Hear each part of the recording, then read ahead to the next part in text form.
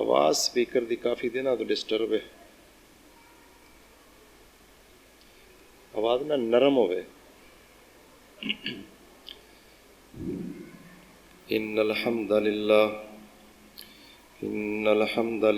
نحمده ونستعینه ونستغفره ونعوذ باللہ من شرور انفسنا ومن سیئات اعمالنا، من يهده الله فلا مضل له ومن يضلل فلا هادي له، أشهد أن لا إله إلا الله وحده لا شريك له، وأشهد أن محمدا عبده ورسوله، يا أيها الذين آمنوا اتقوا الله حق تقاته ولا تموتن إلا وأنتم مسلمون، يا أيها الناس اتقوا ربكم الذي خلقكم من نفس واحدة وخلق منها زوجها وبث منهما رجالا كثيرا ونساء، واتقوا الله الذي تساءلون به والأرحام، إن الله كان عليكم رقيبا،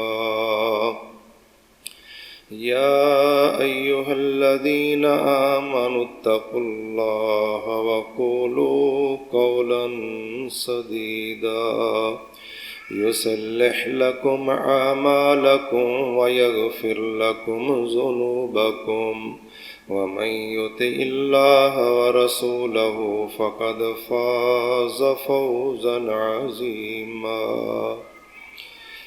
أما بعد فإن خير الحديث كتاب الله، وخير الهدي هدي محمد صلى الله عليه وسلم،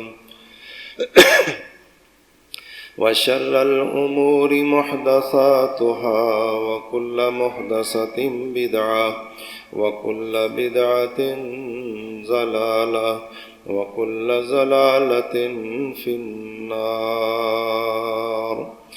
أعوذ بالله السميع العليم من الشيطان الرجيم، من همزه ونفخه ونفثه۔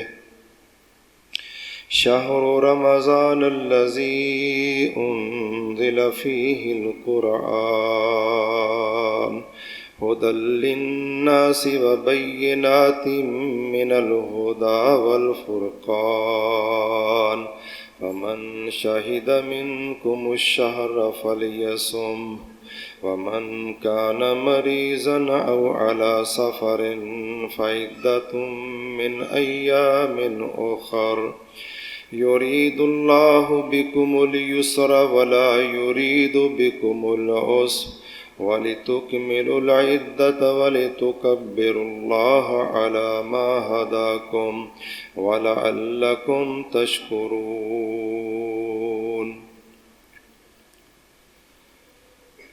دوسرا پارہ سورۃ البقرہ آیت نمبر 185 کے اندر اللہ تبارک و تعالی نے ارشاد فرمایا، رمضان المبارک کا مہینہ وہ مہینہ ہے جس کے اندر قرآن نازل کیا گیا۔ یہ قرآن لوگوں کے لیے ہدایت کا سرچشمہ ہے، اور ہدایت اور فرقان کے واضح دلائل ہے۔ پس جو بندہ تم میں سے رمضان کے مہینے میں حاضر ہو فلیصم، تو وہ اس کا روزہ رکھے، اور جو بیمار ہو یا سفر پر ہو تو اس پر دوسرے دنوں کے اندر گنتی پوری کرنا لازم ہے۔ اللہ تبارک و تعالی تمہارے ساتھ آسانی کرنے کا ارادہ کرتا ہے، تمہیں مشکل میں ڈالنے کا ارادہ نہیں کرتا۔ اور تاکہ تم اس گنتی کو پورا کرو اور اللہ کی بڑائی بیان کرو اس پر جو اس نے تمہیں ہدایت دی، اور تاکہ تم شکر ادا کرو۔ محترم بزرگوں، بھائیوں، قابل صد احترام ماؤں، بہنوں، بیٹیوں، ہمیں اللہ تبارک و تعالیٰ کا آواز نہ صحیح نہیں، کافی دنوں تو ٹھیک نہیں ہے، بڑی خوبصورت آواز سی پہلے۔ بہرحال سارے ساتھی بھائی توجہ فرمائیں، آگے قریب ہو کے جتنا آپ بیٹھیں گے انشاءاللہ زیادہ ثواب ہوگا، اور جتنی توجہ زیادہ کریں گے، غور شوق ذوق سے سنیں گے، اتنی اللہ کی رحمت انشاءاللہ زیادہ برسے گی۔ رب اشرح لی صدری ویسر لی امری واحلل عقدۃ من لسانی یفقہوا قولی۔ ہم اس روئے زمین پر مسلمان ہیں، اللہ نے ہمیں اسلام کی توفیق سے نوازا ہے، اس پر ہمیں اللہ تبارک و تعالیٰ کا لاکھ ہا مرتبہ، کروڑ ہا مرتبہ، سنکھ ہا مرتبہ، مہار سنکھ ہا مرتبہ اللہ کا شکر ادا کرنا چاہیے۔ کتنے وہ لوگ ہیں جنہوں نے پانی میں تیرنے کے لیے آب دوزیں بنا دی کہ وہ بغیر اوپر پانی کی سطح پر چلنے کے اندر آب دوزوں میں چلتے ہیں، اور انہوں نے بنائی، ہواؤں میں انسان اڑنے لگا، کمپیوٹر، موبائل، ریڈار، گولی سے لے کر ایٹم بم تک، پہیے سے لے کر جہاز تک انسانوں نے بنایا، لیکن ایسے بھی انسان ان میں موجود ہیں جنہیں اپنے اللہ کی معرفت کا علم بھی نہیں ہے۔ کتنے ان میں نصارہ ہیں جو کہتے ہیں کہ 3 الہ ہیں، نعوذ باللہ من ذالک، یعنی ایک طرف دنیا کے اندر ترقی دیکھ لیں، فضاؤں میں اڑ رہے ہیں، سمندروں کی تہوں کے اندر چل رہے ہیں، اور پوری دنیا کو گلوبل ولیج بنا کے رکھ دیا ہے۔ اتنی سائنس کی ترقی کے باوجود دینی حالت یہ ہے کہ وہ سمجھتے ہیں کہ 3 الہ ہیں، جو بہت بڑا کفر ہے۔ اور کتنے ایسے لوگ ہیں جو لاکھوں معبودوں کے پجاری ہیں، سانپ کی عبادت کرتے ہیں، گائے کی عبادت کرتے ہیں، اور طرح طرح کے جانوروں کی عبادت کرتے ہیں۔ اور کتنے ایسے بد نصیب بھی سائنسدان ہیں کہ جو اللہ تبارک و تعالیٰ کے وجود کے قائل ہی نہیں ہیں، انہیں کیمونسٹ کہا جاتا ہے۔ تو اس پر اللہ کا ہمیں شکر ادا نہیں کرنا چاہیے؟ یقیناً کرنا چاہیے کہ اللہ تبارک و تعالیٰ نے ہمیں اسلام کی نعمت سے نوازا ہے، اور پھر ہمیں اسلام کے ساتھ ساتھ اس دور میں ہم پیدا ہوئے جب اسلام قرآن کی شکل میں ہے اور محمد ذی شان کے فرمان کی شکل میں۔ ہر دور کے نبیوں کو ماننے والے مسلمان تھے، جو آدم علیہ السلام کے امتی تھے اپنے دور کے، وہ بھی مسلمان تھے۔ عیسیٰ علیہ السلام کے دور میں جو نصارہ تھے، فوت ہو گئے نبی صلی اللہ علیہ وسلم کی آمد سے پہلے، سچے مسلمان تھے، وہ بھی مسلمان تھے۔ مرتبہ اپنا اپنا ہے۔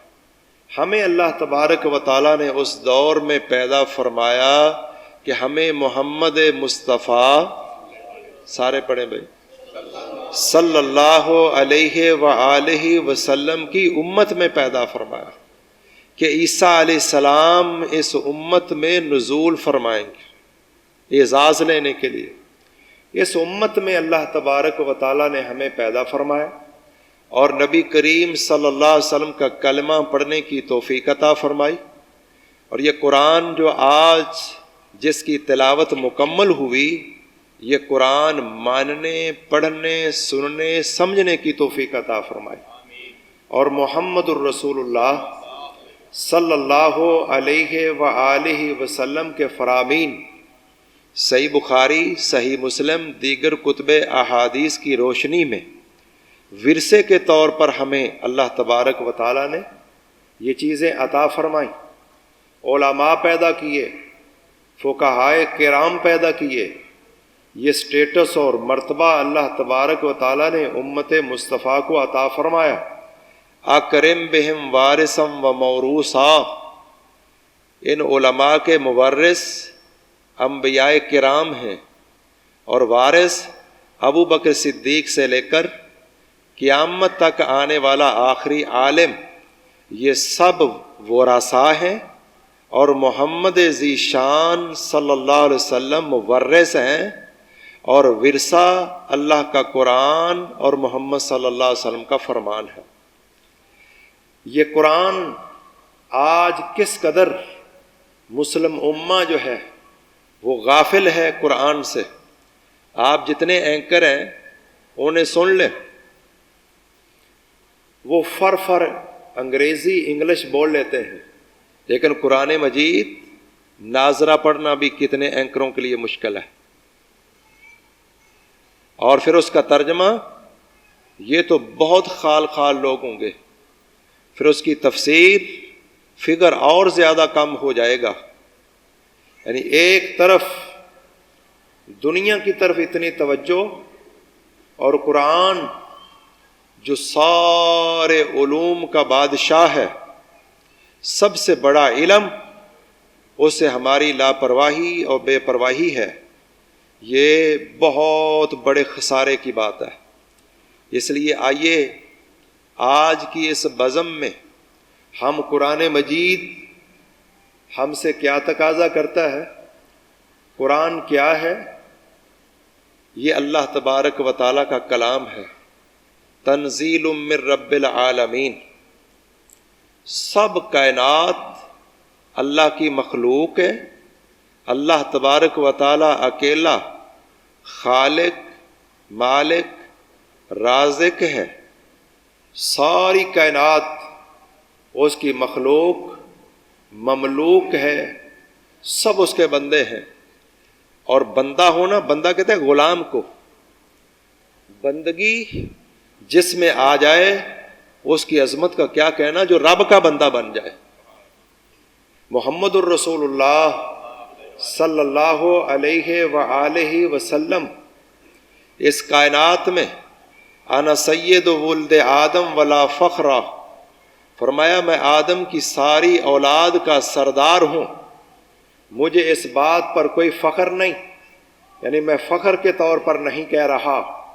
اللہ کے نبی تحدیث نعمت کے طور پر ارشاد فرما رہے ہیں، انا سید ولد آدم ولا فخر، میں آدم کی ساری اولاد کا سردار ہوں، اس پر کوئی فخر نہیں میں کر رہا ہوں۔ پیارے پیغمبر محمد الرسول اللہ صلی اللہ علیہ وسلم آپ بھی اللہ کے بندے ہیں۔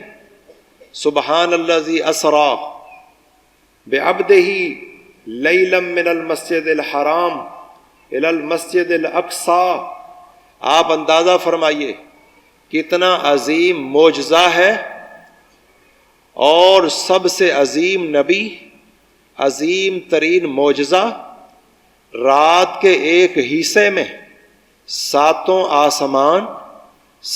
آسمانوں سے اوپر سدرۃ المنتہا، اللہ تبارک و تعالیٰ سے ہم کلام ہونا، یہاں نبی کریم صلی اللہ علیہ وسلم کا جو وصف اللہ تعالیٰ نے فرمایا، سبحان الذی اسری بعبدہ، عبد کا لفظ بولا کہ عبد جو شخص نبی، ولی، پیغمبر، اللہ کا بندہ بن جائے، اس کی شان کا کیا کہنا۔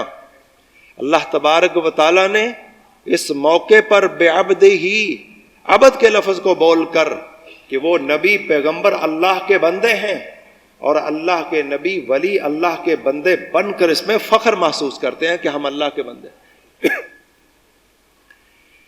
تو قرآن مجید جس قدر کوئی ذات اعلیٰ ہوتی ہے اس کی بات بھی اعلیٰ ہوتی ہے، جس قدر کوئی دانشور ہوتا ہے اس کی بات بھی اس قدر دانش اور حکمت سے پر ہوتی ہے۔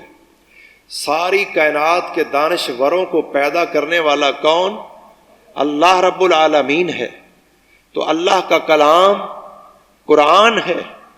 یہ قرآن اللہ تبارک و تعالیٰ نے جس فرشتے کا انتخاب فرمایا قرآن کی وحی رسول اللہ تک لانے کے لیے، نازل بہ الروح الامین، وہ الروح الامین فرشتہ جبریل امین ہے جو تمام فرشتوں کا سردار، کلام اللہ کا لانے کے لیے انتخاب جبریل امین کا۔ جن جگہوں پر عام طور پہ قرآن نازل ہوا وہ جگہیں مکہ اور مدینہ اور ان کا گرد و نواح، مین وحی جو ہے یہاں اتری، اور مکہ پوری روئے زمین کی تمام جگہوں اماکن سے سب سے افضل، اور حرم کے اندر ایک نماز حرم مسجد نبوی بیت المقدس کو چھوڑ کر جہاں مرضی آپ چلے جائیں 1,00,000 نماز آپ پڑھیں، جتنا اجر و ثواب آپ کو 1,00,000 نماز پڑھنے کا ہوگا، حرم میں ایک نماز کا ثواب اس سے زیادہ ہے۔ اور یہ بات بھی پہلے بھی میں سمجھاتا ہوں، آج پھر سمجھ لیں۔ اس کا یہ معنی نہیں ہے کہ 1,00,000 نماز سنگل کا ثواب ہے، نہیں۔ آپ نے یہ 3 مسجدوں کو چھوڑ کر کسی مسجد میں چلے جائیں، وہ عرب کی ہو عجم کی ہو، چھوٹی ہو بڑی ہو، اولیاء اس میں ہوں، فقہاء اس میں نماز پڑھتے ہوں، آپ 1,00,000 وہاں نماز پڑھیں، جتنا 1,00,000 نماز کا ثواب اکاؤنٹ ہوگا، حرم میں ایک نماز بیت اللہ میں اس سے بھی افضل، بہتر، اعلیٰ اولا ہوگی۔ مثلا انسان جب اکیلا نماز پڑھتا ہے تو کم از کم الحسنۃ بعشر امثالہا، ہر نیکی کا کم از کم کتنا اجر ہے؟ 10 گنا۔ اگر کوئی شخص اکیلا یہاں نماز پڑھے گا 1,00,000 نماز تو 10,00,000 نماز کا ثواب ہے۔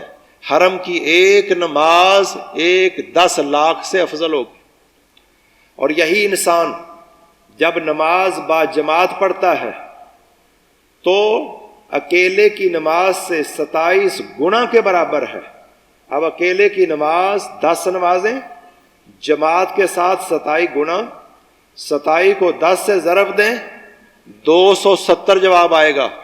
اگر کوئی یہاں 1,00,000 نماز با جماعت پڑھے، بیت اللہ کے اندر ایک نماز با جماعت پڑھے، یہاں کی 1,00,000 نماز سے جو با جماعت ہے، بیت اللہ کی ایک نماز با جماعت یہاں کی 1,00,000 نماز سے افضل ہوگی۔ اور 1,00,000 نماز کو 270 کے ساتھ ضرب دیں 2,70,00,000 نماز کا حساب، یہ اجر و ثواب ہوگا۔ حرم کی ایک نماز اس سے بھی اللہ تبارک و تعالیٰ کے نبی نے فرمایا اس سے بھی افضل ہے۔ صرف 1,00,000 کا ثواب نہیں، یہاں جس کنڈیشن میں 1,00,000 نماز آپ پڑھیں گے کسی مسجد میں، ان 3 مسجدوں کے علاوہ، جتنا 1,00,000 نماز کا ثواب اکٹھا ہو کے کاؤنٹ ہو کے آئے گا، حرم کی ایک نماز اس سے افضل ہوگی۔ اور کسی مسجد میں 1,000 نماز کا ثواب جتنا ہوگا مسجد نبوی میں اتنا ثواب ہوگا۔ 50,000 کے برابر وہ روایت ضعیف ہے۔ 1,000 والی مسجد نبوی کے متعلق حدیث بالکل صحیح ہے۔ تو اکثر جو جگہ ہیں وہ مکہ مدینہ جہاں یہ قرآن اترا، اللہ تبارک و تعالیٰ سب کا خالق مالک رازق، جس کا کلام فرشتہ جو لے کے آیا وہ جبریل آمین، اور جن جگہوں پہ اترا وہ مکہ اور مدینہ اور ان کا گرد و نواح، جس پیغمبر پر اترا اس پیغمبر کی شان کیا ہے کہ ایک پلڑے میں فرشتوں نے محمد الرسول اللہ کو رکھا، دوسرے پلڑے میں ساری مخلوقات کو رکھا۔ اللہ کے رسول کا وزن زیادہ ہو گیا. یہ پیغمبر ہے انا سید ولد آدم ولا فخرا بیدی لواء الحمد ولا فخرا، میرے ہاتھ میں حمد کا جھنڈا ہوگا. فما من نبی آدم فمن سواہ الا تحت لوائی، فرمایا آدم سے لے کر آخری نبی تک ہر نبی میرے پرچم کے نیچے ہوگا. حمد کا جھنڈا میرے ہاتھ میں ہوگا. اس نبی کے اوپر قرآن اترا، لیکن آج اس کلام سے، اس قرآن سے مسلمان کس قدر دور ہو گیا. حالانکہ ہونا یہ چاہیے تھا ہمارے بوڑھے، ہمارے جوان، ہمارے لڑکپن والے، اودیڑ عمر والے، ہر بندے کی زبان پہ قرآن جاری ہوتا.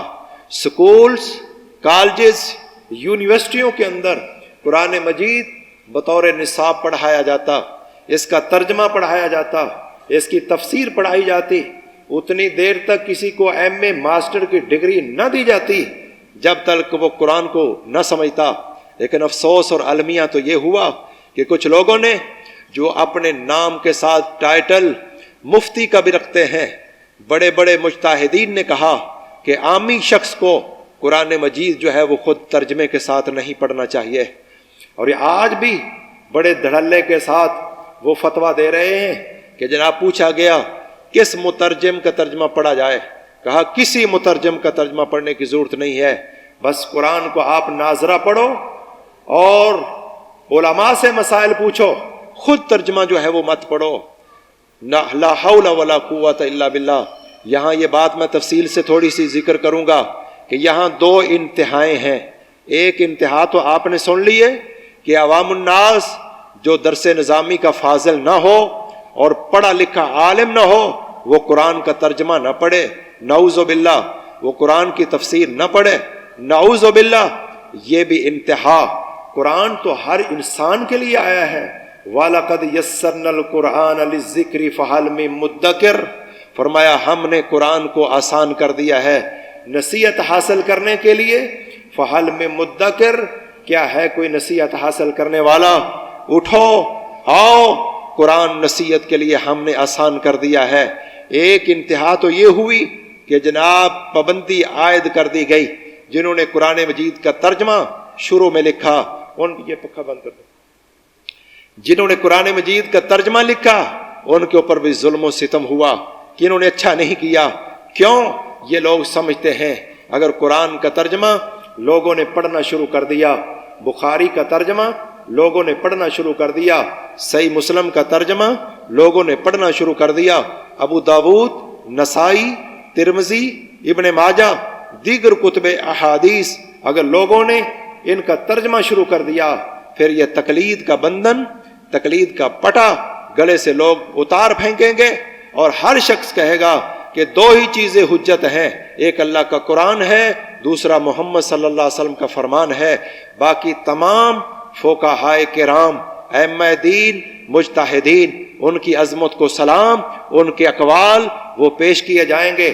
اللہ کے قرآن پر، محمد صلی اللہ علیہ وسلم کے فرمان پر ہم ان کے لیے رحمت کی دعائیں کریں گے. ہر بندہ ہر مسئلے کو خود نہیں سمجھ سکتا، کئی مسئلے باریک ہوتے ہیں، وہ فقہا اور مجتہدین ہی ان کا ادراک کر سکتے ہیں. اس لیے مجتہدین کی محنت اور کوشش کو رائے گاں کرنا، اس کو پانی پھیرنا، ان کے خلاف زبان تان دراز کرنا، یہ ہرگز ہرگز مومن کا شیوا نہیں ہے. ہاں لیکن ہم نے کلمہ پڑھا ہے محمد الرسول اللہ صلی اللہ علیہ وسلم کا، ابوبکر صدیق سے لے کر آخری انسان عالم مجتہد تک ہر ایک کے فتوے کو رسول اللہ کے فتوے پر، آپ کے فرمان پر پیش کیا جائے گا. اس لیے ہم چاہتے ہیں، میں آج کی اس بزم میں اعلان کر رہا ہوں، الحمدللہ اہل حدیث کے مدارس میں جہاں قرآن حدیث پڑھایا جاتا ہے، فقہ حنفی بھی پڑھائی جاتی ہے، فقہ مالکی بھی پڑھائی جاتی ہے، دیگر فقہا کی فقہ بھی پڑھائی جاتی ہے، عقائد یہاں پڑھائے جاتے ہیں. اس لیے تمام سعودی عرب حالانکہ وہ حنبلی المسلک ہیں لیکن وہ لوگ جامد مقلد نہیں ہیں. آپ مدینہ یونیورسٹی کے اندر، جامعہ ملک سعود کے اندر ام القریٰ میں چلے جائیں، وہاں ڈائریکٹ آپ کو قرآن پڑھایا جائے گا. نبی کا فرمان پڑھایا جائے گا، شروع سے حدیث پڑھائی جائے گی، شروع سے قرآن پڑھایا جائے گا، کیونکہ وہ لوگ اس طرح ہرگز مقلد نہیں ہیں بلکہ وہ تقلید کے مخالف ہیں۔ ہاں امام احمد بن حنبل رحمہ اللہ کے احکام و مسائل کیونکہ باقی فقہا کی نسبت سب سے زیادہ قرآن کے مطابق اور قرآن کے قریب ہیں، اور سب سے زیادہ حدیث جمع کرنے کا موقع امام احمد بن حنبل کو 4 اماموں میں بعد میں آئے، حدیث کی تدوین ہوئی، سب سے زیادہ حدیث پر کام کرنے کا موقع ملا، سب سے زیادہ ان کی فقہ حدیث کے مطابق ہوئی۔ اس کے باوجود بھی آپ عرب علماء کو دیکھ لیں، وہ کہتے ہیں وفی المذہب، ہمارے مذہب میں، حنبلی مذہب میں مسئلہ اس طرح ہے، لیکن اللہ کے نبی کا فرمان اس طرح ہے۔ وہ مذہب کو چھوڑ کر آپ عرب علماء کو دیکھ لیں، ابن باز کو دیکھ لیں، ابن عثیمین کو دیکھ لیں، دیگر فقہا علماء مجتہدین کو دیکھ لیں، وہ ڈائریکٹ قرآن و سنت کو فالو کر رہے ہیں۔ اس لیے حنفی مکتب فکر ہو، شافی ہو، مالکی ہو، سب فقہ پڑھائیں، قرآن و حدیث بھی شروع سے لے کر پڑھائیں، اور پھر ہر فقہ پڑھا کے طالب علموں کو ذرا یہ راستہ دیں کہ یہ فقہ حنفی ہے، یہ شافی ہے، یہ مالکی ہے، یہ حنبلی ہے، اس کو دیکھو کون سی حدیث کے مطابق ہے اور کون سی مخالف ہے، ان کو اختیار دیں اور رہنمائی کریں۔ انشاءاللہ آپ دیکھیں گے کہ تھوڑے ہی زمانے کے اندر یہی نعرہ ہوگا کہ اطیع اللہ و اطیع الرسول، اہل حدیث کے 2 اصول، اطیع اللہ و اطیع الرسول۔ وہ کہتے ہیں کہ کیا آپ قیاس کو نہیں مانتے؟ ہم ان سے پوچھتے ہیں کیا قرآن میں قیاس ہے، حدیث میں قیاس ہے؟ اگر ہے تو ہم مانتے ہیں، اگر نہیں تو ہم اس کے انکاری ہیں۔ بھئی قیاس قرآن میں ہے، آپ میری بات سنیں، قرآن میں قیاس کی دلیل موجود ہے، حدیث میں قیاس کی دلیل موجود ہے، اس لیے اہل الحدیث قیاس کے بھی قائل ہیں، لیکن جب حدیث کے خلاف قیاس آ جائے اس قیاس کو ہم چھوڑ دیں گے۔ نص کے مقابلے میں قیاس آ جائے یہ ابلیس کا کام ہے، جہاں نبی کا فرمان آ جائے وہاں قیاس نہیں چلتا ہے۔ ہاں جہاں صریح حدیث نہ ہو، علت مشترکہ ہو، وہاں قیاس کیا جائے گا۔ امور کے اندر، عبادات کے اندر قیاس نہیں کیا جائے گا۔ وہ کہتے ہیں کہ آپ اجماع کو نہیں مانتے؟ ہم پوچھتے ہیں ہاں کیوں نہیں مانتے؟ وَمَن يُشَاقِقِ الرَّسُولَ مِن بَعْدِ مَا تَبَيَّنَ لَهُ الْهُدَىٰ وَيَتَّبِعْ غَيْرَ سَبِيلِ الْمُؤْمِنِينَ نُوَلِّهِ مَا تَوَلَّىٰ وَنُصْلِهِ جَهَنَّمَ وَسَاءَتْ مَصِيرًا۔ اللہ نے قرآن مجید میں اجماع کی دلیل پیش کی ہے۔ امام شافعی رحمہ اللہ کے حالات میں پڑھ رہا تھا کہ امام شافعی رحمہ اللہ کی مجلس میں ایک بزرگ آئے، ہاتھ کے اندر ایک خمدار چھڑی انہوں نے پکڑی ہوئی ہے، اور جب وہ مجلس میں آئے امام شافعی رحمہ اللہ کے اوپر ہیبت طاری ہو گئی۔ انہوں نے کہا میں آپ سے پوچھتا ہوں بتائیے حجت کیا ہے؟ امام بخاری رحمۃ اللہ علیہ نے فرمایا کہ حجت جو ہے، حجت اللہ کا قرآن ہے۔ انہوں نے پھر پوچھا اس کے بعد کیا حجت ہے؟ فرمایا اللہ کے پیغمبر کا فرمان حجت ہے۔ فرمایا اور اس کی اور حجت کیا ہے؟ فرمایا امت کا اتفاق حجت ہے۔ وہ بزرگ کہنے لگے اللہ کے نبی صلی اللہ علیہ وسلم کا فرمان ہے، قرآن حدیث میں اس کی کوئی دلیل ہے کہ امت کا اتفاق جو ہے یہ بھی حجت ہے؟ امام بخاری، امام شافعی رحمہ اللہ سوچنے لگ گئے اور کبھی ہیبت طاری ہو گئی۔ اس بزرگ نے یہ پوچھا تھا کہ بتائیے کہ کیا آپ نے جو کہا کہ امت اگر اتفاق کر لے یہ بھی حجت ہے، اس کی دلیل ہے آپ کے پاس؟ دلیل دیجئے۔ امام شافعی رحمۃ اللہ علیہ پریشان ہوئے۔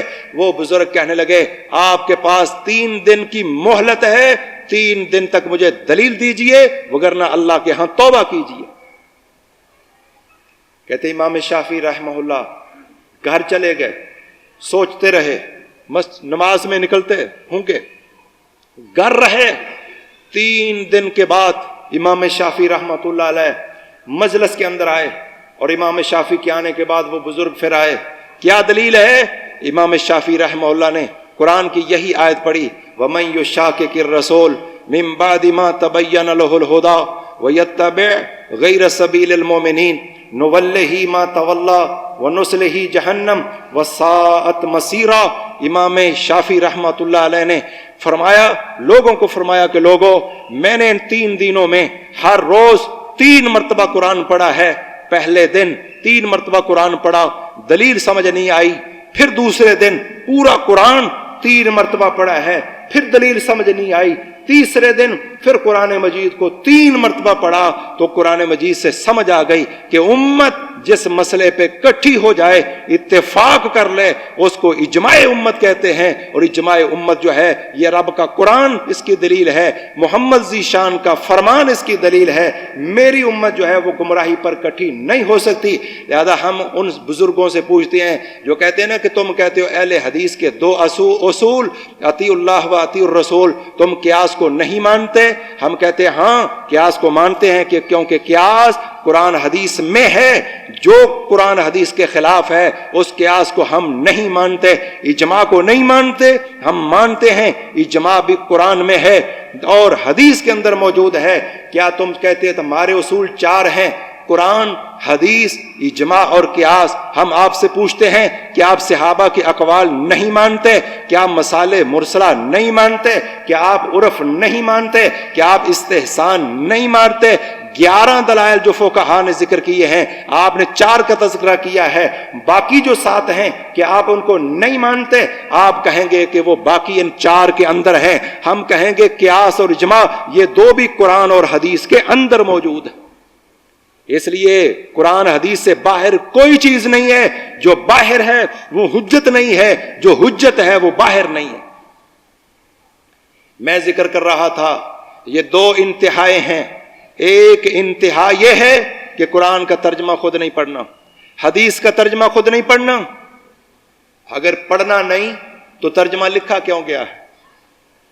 जो मुफ्ती साहब कह रहे थे ना कि कुरान का तर्जमा कोई ना पढ़े, उनके वालिद ने भी सुना है कि तर्जमा किया है। भी उलमा तो खुद, उनको तो तर्जमे की जरूरत नहीं है। जो उलमा हैं उनको तो तर्जमे की जरूरत नहीं है। और लिखा है तो फिर लिखा किसके लिए है? जिन उलमा ने कुरान का तर्जमा किया है, अहनाफ ने भी किया, देवबंद ने भी किया, बरेलवी उलमा ने भी किया, अहले हदीस उलमा ने भी किया। कुरान मजीद के बेशुमार तराजम हैं। अगर किसी ने पढ़ना ही नहीं है, अवाम ने तो लिखा किस लिए? लिहाजा ये बहुत इंतहाई बात है और बिल्कुल गलत बात है, लोगों को कुरान और हदीस से दूर करने वाली बात है। और दूसरी बात, दूसरी इंतहा यह है कि कुरान का तर्जमा खुद पढ़ के, हदीस का तर्जमा खुद पढ़ के हर बंदा मुज्तहिद बन जाए कि बस जो मुझे समझ आई है यही सही है, बाकी सब गलत है। उसको कहा जाए कि ये आप जिस मौक़िफ़ पे चले हैं, आप देख ले यूट्यूब के ऊपर बैठे हुए कितने डॉक्टर आपको नजर आ जाएंगे, कितने इंजीनियर आपको नजर आ जाएंगे, कितने प्रोफेसर आपको नजर आ जाएंगे, जिन्होंने असातिज़ा के सामने बैठ के ज़ानुए तलम्मुज़ तय नहीं किए, जिन्होंने चटाइयों पर बैठकर और घुटने रगड़ रगड़ कर असातिज़ा के सामने नहव, सरफ, मंतिक, बलागा, उसूल हदीस, बदी, मानी, बयान, उसूल फ़िक़्ह, उसूल तफसीर, दलालात, इशारतुन्नस, इबारतुन्नस, दलालतुन्नस, इक्तिज़ाउन्नस, ये सारे उलूम व फ़नून किसी उस्ताद के सामने बैठकर नहीं पढ़े। तर्जमा पढ़ लिया, पढ़ा किसका? उलमा का।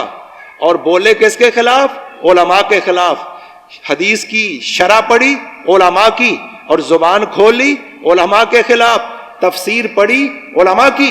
वो लोग, ऐसे लोग जिन्होंने मदारस का मुंह नहीं देखा, वो एक कुरान मजीद की आयत का तर्जमा नहीं कर सकते थे जब तक उन्होंने उलमा का तर्जमा पढ़ा नहीं है। वो किसी आयत की तफसीर नहीं जानते थे जब तक उलमा की लिखी हुई तफसीरें नहीं पढ़ी हैं। किसी हदीस का तर्जमा करना तो दूर की बात है, अगर जबर जेर पेश लगी हुई ना हो। मैं एक शख्स को कल परसों सुन रहा था, एक हदीस पढ़ते हुए कितनी गलतियां कर रहा था कि उसको पढ़ना कैसे है। और अगर इन लोगों को ये जो जबर जेर पेश पढ़ते हैं उलमा के लगे हुए, तर्जमा पढ़ते हैं उलमा का किया हुआ, शरह पढ़ते हैं उलमा की हुई, तफसीर पढ़ते हैं उलमा की लिखी हुई, और बोलते किन के खिलाफ हैं? उलमा के खिलाफ, कि फलां जनाबे वाला वो दज्जाल है, वो कज्जाब है, ये इस तरह है, मदारस इस तरह हैं, फलां इस तरह हैं, फलां इस तरह हैं।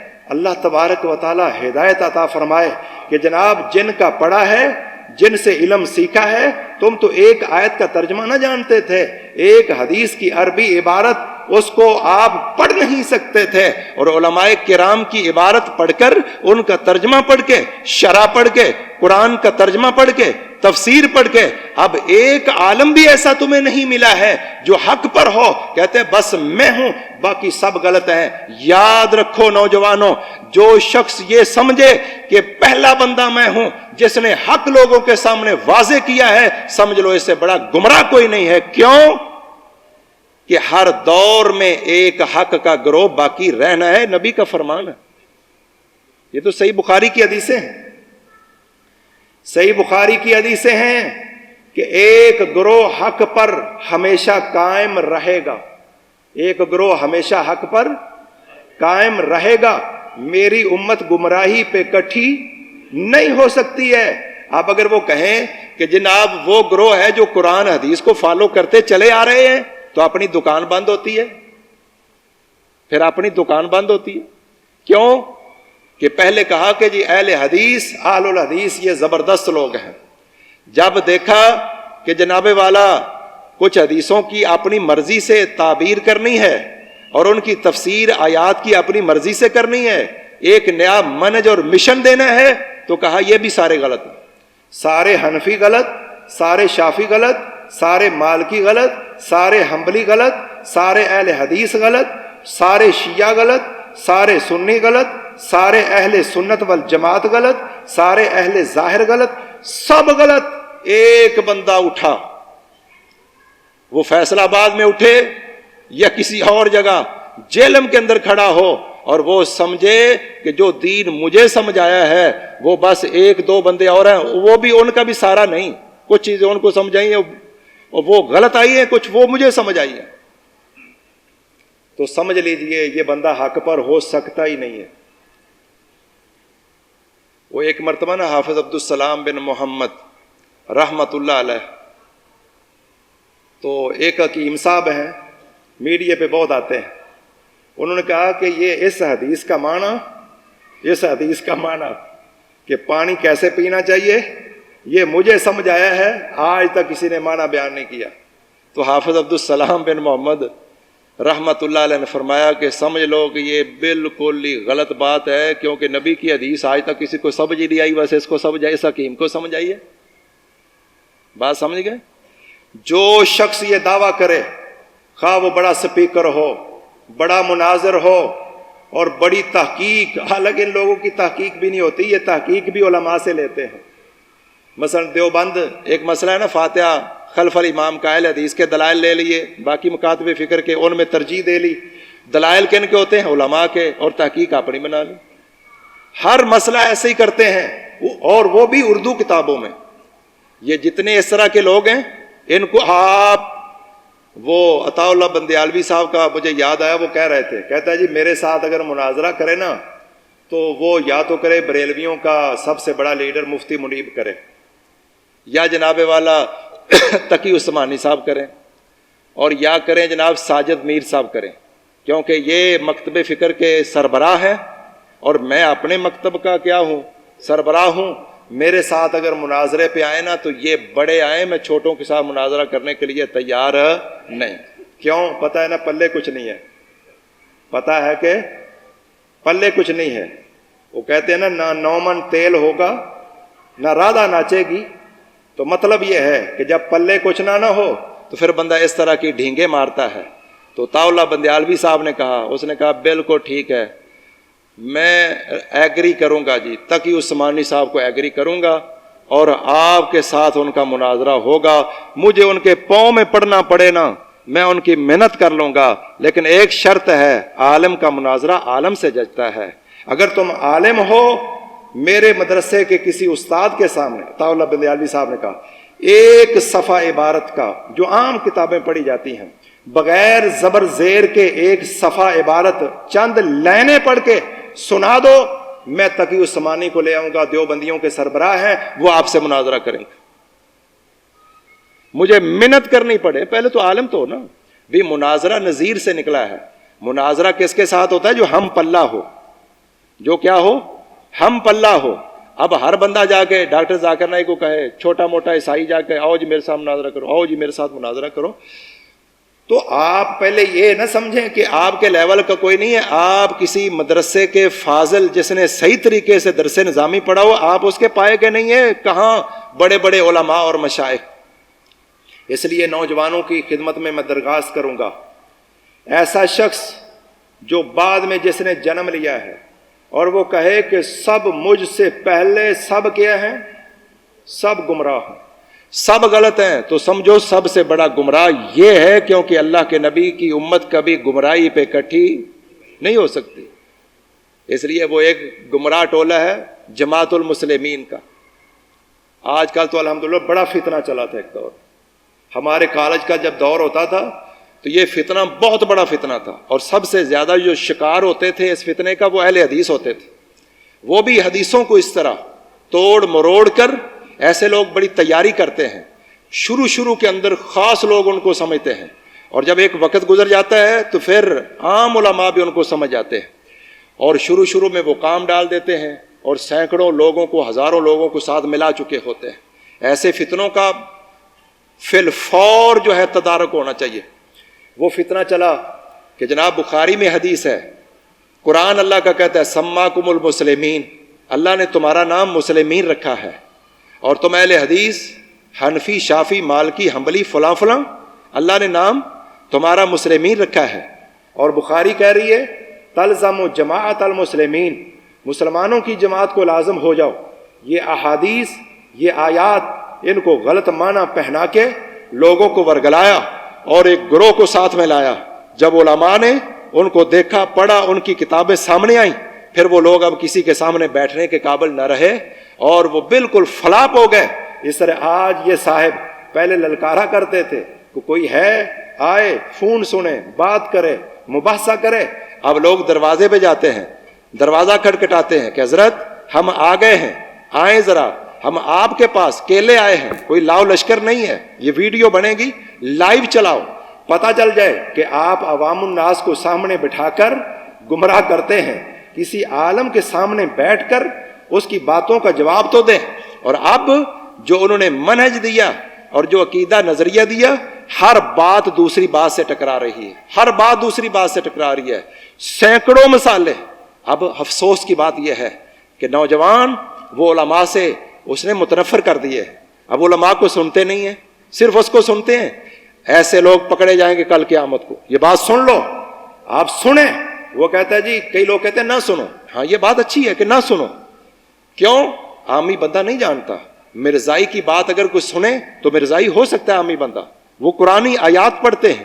اس طرح کو رافضی کی بات سنے, حسن اللہ یاری کو آپ دیکھ لیں, وہ قرآن پڑھ رہا ہے اور قرآن سے نعوذ باللہ ثابت کر رہا ہے ابو بکر بھی کافر ہو گئے تھے, نعوذ باللہ, عمر بھی کافر ہو گئے تھے, عثمان بھی کافر ہو گئے تھے. ایسے زندیق اور ازند الزنادقہ لوگ آج مارکیٹ میں آ چکے ہیں. عامی لوگ جب ان کو سنیں گے تو یقیناً وہ گمراہ ہوں گے. اس لیے سلف صالحین کہا کرتے تھے کہ ایسے لوگوں کو عوامی لوگ نہ سنیں, اپنے علماء کو سنو جو قرآن. ہاں میں یہ بات پھر کروں گا, اگلی بات یہ کہوں گا. وہ بات کیا ہے کہ جناب اگر کچھ سننا چاہتا ہے ٹھیک ہے سنیں, لیکن علماء سے ضرور پوچھے, ہر بات پوچھے, علماء کو بھی سنیں. جو ایسے سکالرز کا رد کر رہے ہیں, اگر وہ دونوں جانبوں کو نہیں سنتا, ایک جانب کو سن کر فیصلہ کرتا ہے, تو کل قیامت کے دن مجرم قرار پائے گا کہ تو نے علماء کی بات کو کیوں نہیں سنی. ایک انتہا کیا ہے کہ قرآن مجید کا ترجمہ نہ پڑھو, بخاری کا ترجمہ نہ پڑھو, مسلم کا ترجمہ نہ پڑھو.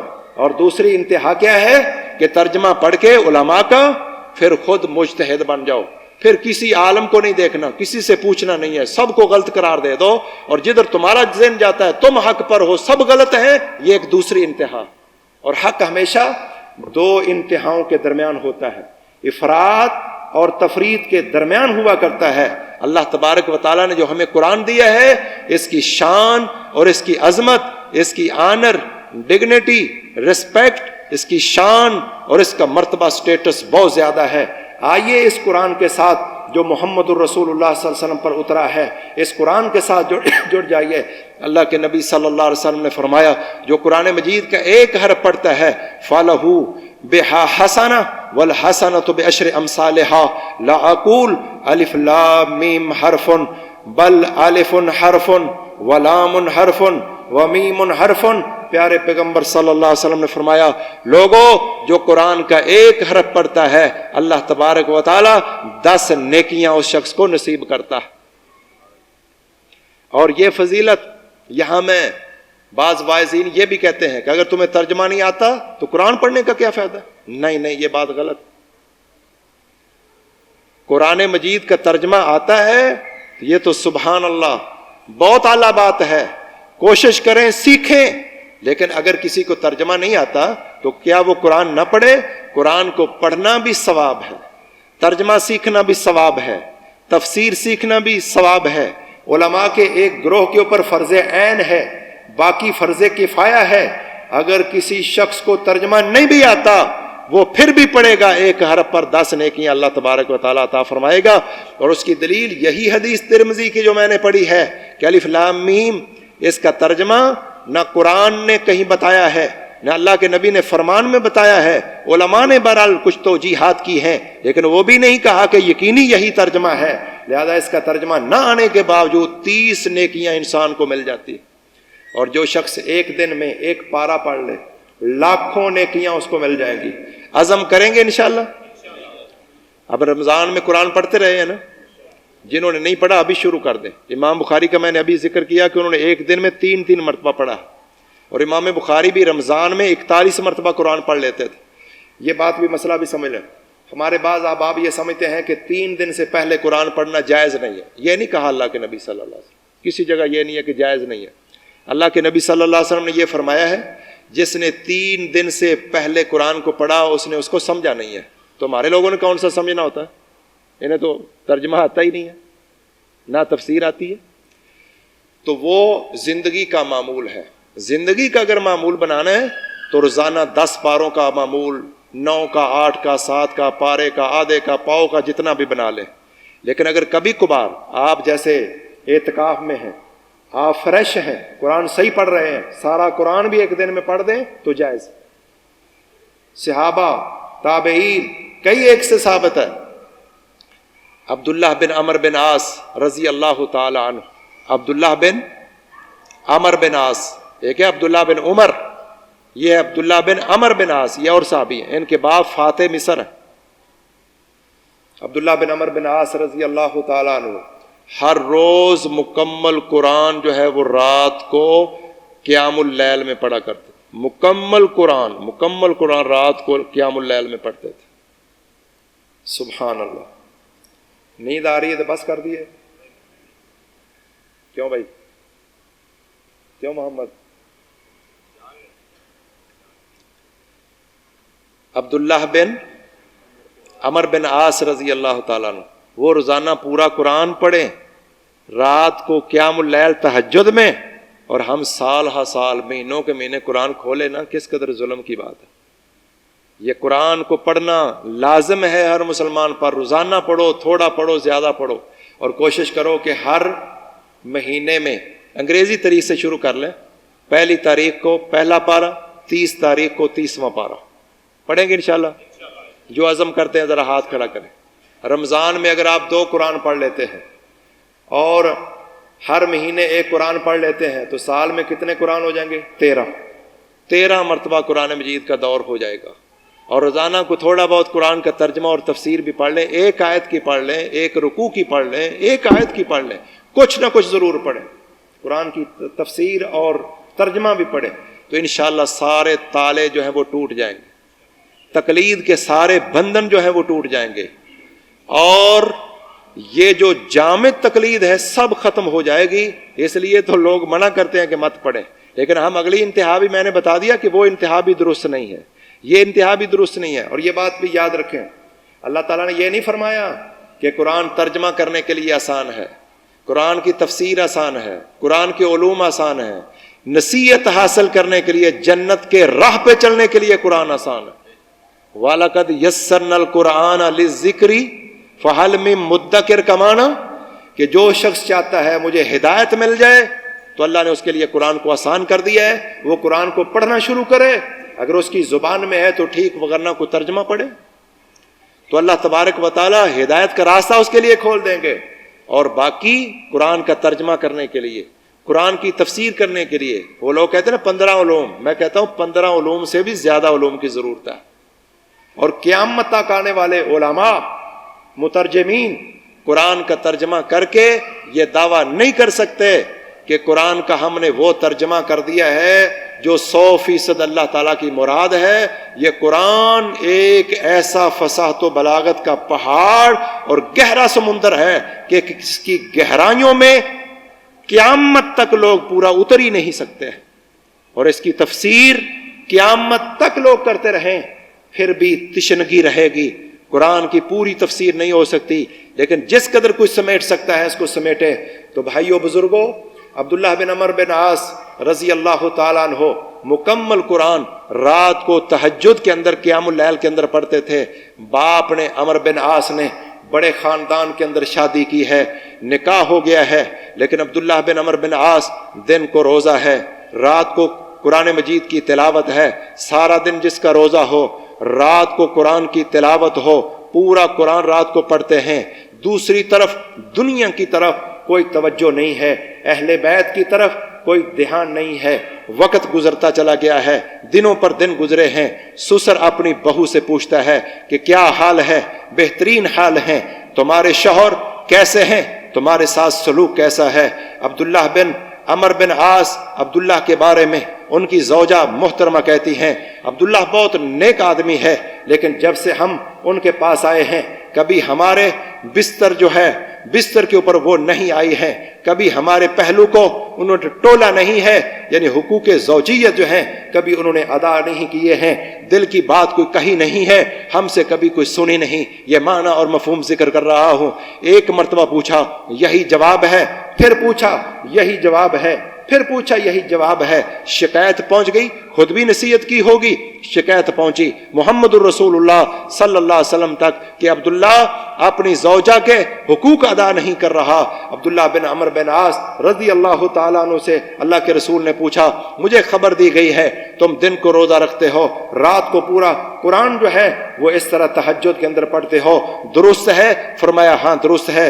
فرمایا عبداللہ تیرے جسم کا تجھ پر حق ہے، تیری آنکھوں کا تجھ پر حق ہے، مہمان کا تجھ پر حق ہے، تیری بیوی کا تجھ پر حق ہے. ایسا کیا کرو کہ ہر مہینے میں ایک مرتبہ جو ہے قرآن مجید پڑھ لیا کرو، یعنی ہر روز ایک پارہ پڑھ لیا کرو، ہر روز ایک پارہ پڑھ لیا کرو. کہا اللہ کے رسول میرے اندر اور طاقت ہے. فرمایا اتنا پڑھ لیا کرو. فرمایا اور طاقت ہے. فرمایا اتنا پڑھ لیا کرو. فرمایا اور بھی طاقت ہے. اللہ کے نبی مزید بڑھاتے گئے، یہ مزید بڑھاتے گئے، نبی صلی اللہ علیہ وسلم اجازت دیتے گئے. اب دو طرح کی روایات ہیں. امام بخاری رحمہ اللہ نے ہفتے والی روایت کو راجح قرار دیا ہے کہ ایک ہفتے میں مکمل قرآن رات کو تہجد کے اندر قیام اللیل میں پڑھ لیا کرو. ایک مرتبہ قرآن مجید یعنی ایک ہفتے میں مکمل پڑھ لو. اگر اور بعض روایتوں میں 3 دن میں پڑھ لو، یہ 10 پارے. امام بخاری نے 7 دن والی روایت کو راجح قرار دیا. اب 7 دن میں اگر قرآن مکمل ہو 7 منزلیں بن گئی. اب وہ روزانہ یہ 4.5 پارے کے اراؤنڈ اباؤٹ بنتا ہے. دن کو سناتے تھے، رات کو مصلی پر کھڑے ہو کے پڑھتے تھے. کم و بیش 9 پارے روزانہ ساری زندگی کا معمول رہا. اور روزہ ہر روز کا تھا. فرمایا جس نے ہر روز روزہ رکھا اس کا نہ روزہ ہے نہ اس نے رکھا ہے نہ افطار کیا ہے. فرمایا ہر مہینے میں 3 رکھ لو. کرتے کرتے ایک دن روزہ رکھ لو، نفلی روزہ، اور ایک دن چھوڑ دو. ایک دن وہ نفلی روزہ رکھتے، ایک دن چھوڑتے. اللہ کے نبی سے اجازت لیتے رہے. اللہ کے نبی نے یہاں تک اجازت دی کہ داؤد علیہ السلام ایک دن روزہ رکھتے تھے، ایک دن چھوڑتے تھے. تم بھی اس طرح کر لیا کرو. یہ بہترین روزہ ہے. اور جب میدان جہاد میں دشمن کے ساتھ داؤد علیہ السلام قتال کرتے تھے پھر میدان سے فرار اختیار نہیں کرتے تھے. حضرت عبداللہ بن عمر بن عاص رضی اللہ تعالیٰ عنہ ایک دن نفلی روزہ رکھتے رہے، ایک دن چھوڑتے رہے، اور 7 دنوں میں مکمل جب بوڑھے ہو گئے، روزہ رکھنا مشکل ہو گیا، پھر کہنے لگے کاش میں اللہ کے رسول کی رخصت کو قبول کر لیتا، تھوڑے پارے کر لیتا، روزے تھوڑے کروا لیتا. لیکن اس کے باوجود حالانکہ نفلی عبادت تھی لیکن انہوں نے پسند نہیں کیا. جس حالت پر رسول اللہ اللہ مجھ سے جدا ہوئے، اب اسی انداز میں ساری زندگی چلے گا۔ اگر کسی مرتبہ کمزور ہو جاتے، کئی روزے کٹھے وہ چھوڑ دیتے، پھر کئی رکھ کے گنتی کو پورا کر لیتے۔ یہاں ایک فقہی مسئلہ بھی سمجھ لیں۔ کئی ہمارے حنفی بھائی وہ ہم سے سوال کرتے ہیں کہ جناب یہ رات کو تراویح کی نماز ہو، عشاء کے بعد ہو، آگے امام ہو، پیچھے مقتدی ہوں، نماز ہو، باجماعت ہو، روزانہ ایک پارہ ہو، قرآن اس میں مکمل ہو، ہمیں یہ حدیث سے ثابت کرو۔ کیوں بھی ایک گل تو ہوں ثابت ہوگی، کیڑی؟ روزانہ ایک پارہ ثابت ہو گیا صحیح بخاری چو۔ اللہ کے رسول نے کیا فرمایا؟ سٹارٹ یہ تو کیتا اللہ کے نبی، پورا سال، اس میں رمضان بھی آئے گا، غیر رمضان بھی آئے گا، 12 مہینے ہر روز اللہ کے نبی نے کیا فرمایا؟ ایک پارہ، مطلب ہے کہ ہر روز جو ہے یعنی 30 دن میں قرآن مکمل کر لو تو ہر روز کتنا بنا؟ تو یہ تو اللہ کے نبی کی تقریری حدیث، یہ حدیث و قولی حدیث ہو گئی۔ تو قرآن مجید مہینے میں مکمل کرنا یہ بخاری سے ثابت ہو گیا۔ جو عبداللہ بن عمر بن عاص کے لیے قانون ہے کیا باقی امت کے لیے نہیں ہے؟ جو اللہ کے نبی نے ایک صحابی کو فرمایا، پھر اللہ کے نبی نے 3 دن جماعت کروائی، جماعت بھی ثابت ہوگی، اور عشاء کے بعد جماعت شروع ہوئی، کبھی آدھی رات تک، کبھی اس سے بھی زیادہ۔ پھر جماعت کیوں چھوڑی اللہ کے نبی نے؟ کہیں تم پر تراویح یا قیام اللیل رمضان کا تم پر فرض نہ ہو جائے۔ اور پھر حضرت عمر فاروق رضی اللہ تعالیٰ عنہ نے شروع کروائی۔ اللہ کے نبی نے کیا فرمایا کہ علیکم بسنتی و سنت الخلفاء الراشدین المہدیین، میری سنت کو لازم پکڑو اور خلفائے راشدین کی سنت کو لازم پکڑو۔ یہ اللہ کے نبی کی سنت بھی ہے جماعت کروانا، اور اس سنت کو احیاء کیا باقاعدہ سلسلہ اللہ کے نبی کی خواہش کے مطابق، تو یہ نبی کی سنت بھی ہے، خلیفہ راشد کی سنت بھی ہے۔ نبی کی سنت کو اپنانا، خلیفہ راشد کی سنت کو اپنانا، یہ تو خود اللہ کے نبی فرما رہے ہیں۔ اور عشاء کے بعد اللہ کے حضرت عمر فاروق نے عشاء کے بعد یہ شروع کروائی ہے۔ حضرات یہ اس طرح کے سوالات آج تو ہمارے بھائی وہ کہہ رہے ہیں، کہتے ہیں جی تم کہتے ہو ہر مسئلہ قرآن حدیث میں موجود ہے۔ ہاں جی موجود ہے۔ کہتے ہیں چلو تم نماز ہی ثابت کر دو قرآن حدیث سے کہ امام جو ہے اونچی اللہ اکبر کہے گا اور مقتدی ایسا اللہ اکبر کہے گا۔ امام اونچی قرات کرے گا، مقتدی جو ہو وہ ایسا قرات کرے گا۔ کہتے ہیں یہ ایک مسئلہ اہل حدیثوں سے پوچھ لو، ان کے بڑے بڑے علماء جواب نہیں دے سکتے، نعوذ باللہ من ذالک۔ کوئی بندہ ایسا سوال کرے کیا جواب ہے بھائی؟ جواب اس کا سمجھ لے تسلی سے۔ ان کو کہو حضرت صاحب ہمارا سوال یہ ہے کہ حدیث میں نماز مکمل ہے یا نہیں؟ قرآن حدیث میں نماز مکمل ہے یا نہیں؟ اگر کوئی کہے کہ حدیث میں نماز مکمل نہیں تو ان کا تیرا ایمان ہی مکمل نہیں، جاؤ ایمان دوبارہ دہراؤ اپنا۔ ان کہو مکمل کس نے کی؟ یہ جواب دو، امام ابو حنیفہ رحمۃ اللہ علیہ نے یا مالک نے یا شافعی نے؟ امام ابو حنیفہ رحمۃ اللہ علیہ 80 ہجری کے اندر پیدا ہوئے، کم از کم کو 20 سال تو لگے ہوں گے نا پڑھتے پڑھاتے، 20-30 سال فتوے کی مسند پہ بیٹھتے ہوئے 100 ہجری آ گئی، پھر ان کے فتاوا جات آنے شروع ہوئے، نہ جانے کتنی دیر بعد ان کی تحقیقات مکمل ہوئی ہوں گی۔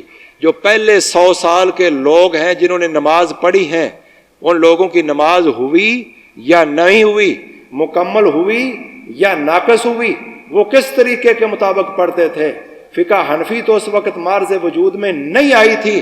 اب بتاؤ ہم اس سوال کا ایک ایک سوال وہ کریں، یہ بتاؤ، ہم کہتے ہیں ایک سوال کا جواب تم بتا دو کہ اللہ کے نبی کی حدیث میں قرآن میں نماز مکمل ہے یا نہیں ہے۔ اگر تم کہو مکمل ہے، مجھے جواب نہ بھی آئے تو تم نے مان لیا کہ حدیث میں مکمل ہے۔ اگر مجھے نہیں آتا تجھے تو آتا ہے نا، حدیث سے انکار رہا ہے نا، کسی اور عالم کو آتا ہے۔ اور اگر تو کہے کہ نماز حدیث میں مکمل نہیں ہے تو اپنے ایمان کی فکر کر۔ اور یہاں کس قدر افسوس کی بات ہے کہ آج ہمارے یہ بھائی ایک طرف تو یہ ہے کہ جناب نبی صلی اللہ علیہ وسلم کی حدیث الیوم اکملت لکم دینکم، الیوم اکملت لکم دینکم واتممت علیکم نعمتی ورضیت لکم الاسلام دینا. یہ آیت کہاں اتری ہے بھائی؟ کوئی طالب علم بول پو بھائی. نہیں، یہ آیت اتری کہاں ہے؟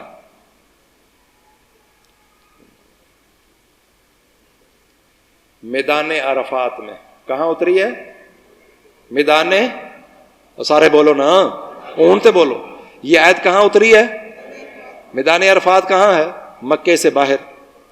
جب حج کے موقع پہ آئے تھے، 10 ہجری ہے، اس کے 2 مہینے کچھ دن بعد رسول اللہ صلی اللہ علیہ وسلم فوت ہو گئے. تو الیوم اکملت لکم دینکم واتممت علیکم نعمتی ورضیت لکم الاسلام دینا. یہ آیت جب اتری ہے، دین مکمل ہو گیا کہ نہیں ہے؟ اس میں نماز ہے، روزہ ہے، زکوٰۃ ہے، حج ہے، جہاد ہے، ورد ہے، وظیفہ ہے. اچھا، اب سوال میرا یہ ہے کہ نبی صلی اللہ علیہ وسلم کا جو دین تھا، جو قرآن آیا، حدیث آئی، وہ تو 100 سال کے بعد، 100 سال کے اندر جو لوگوں کی ضروریات زندگی بنی، وہ نبی کی حدیث تو نعوذ باللہ ہر مسئلے کا حل پیش نہ کر سکی. اور امام ابو حنیفہ رحمۃ اللہ علیہ، امام مالک رحمۃ اللہ علیہ، امام شافعی رحمۃ اللہ علیہ اور امام احمد بن حنبل رحمۃ اللہ علیہ، انہوں نے جو فقہ تیار کی، وہ جناب والا وہ 1200 سال تک چل رہی ہے اور قیامت تک چلے گی. ہر مسئلہ حل کرتی ہے اور نبی کی حدیث حل نہیں کرتی. دماغ کا کوئی علاج ہونا چاہیے. یہ کس قدر ظلم کی بات ہے. بلکہ میں کہوں گا، بلکہ ہر انصاف پسند کہے گا، فقہ حنفی ہر مسئلے کا حل پیش نہیں کر سکتی. فقہ شافی ہر مسئلے کا حل پیش نہیں کر سکتی. کچھ مسائل دوسرے سے لینے پڑتے ہیں. اس لیے ہمارے حنفی بھائیوں نے عقیدہ امام ابو حنیفہ سے نہیں لیا. عقیدے میں اشری ماتریدی ہیں. تصوف امام ابو حنیفہ سے نہیں لیا. تصوف کے اندر 4 سلسلے ہیں، نقش بندی ہیں، سور وردی ہیں، چشتی ہیں، قادری ہیں. ابو حنیفہ رحمہ اللہ سے عقیدہ نہ مل سکا. ان لوگوں کو امام ابو حنیفہ رحمۃ اللہ علیہ سے تصوف نہ مل سکا. فقہ کا ہر مسئلہ امام ابو حنیفہ پورا نہ کر سکے.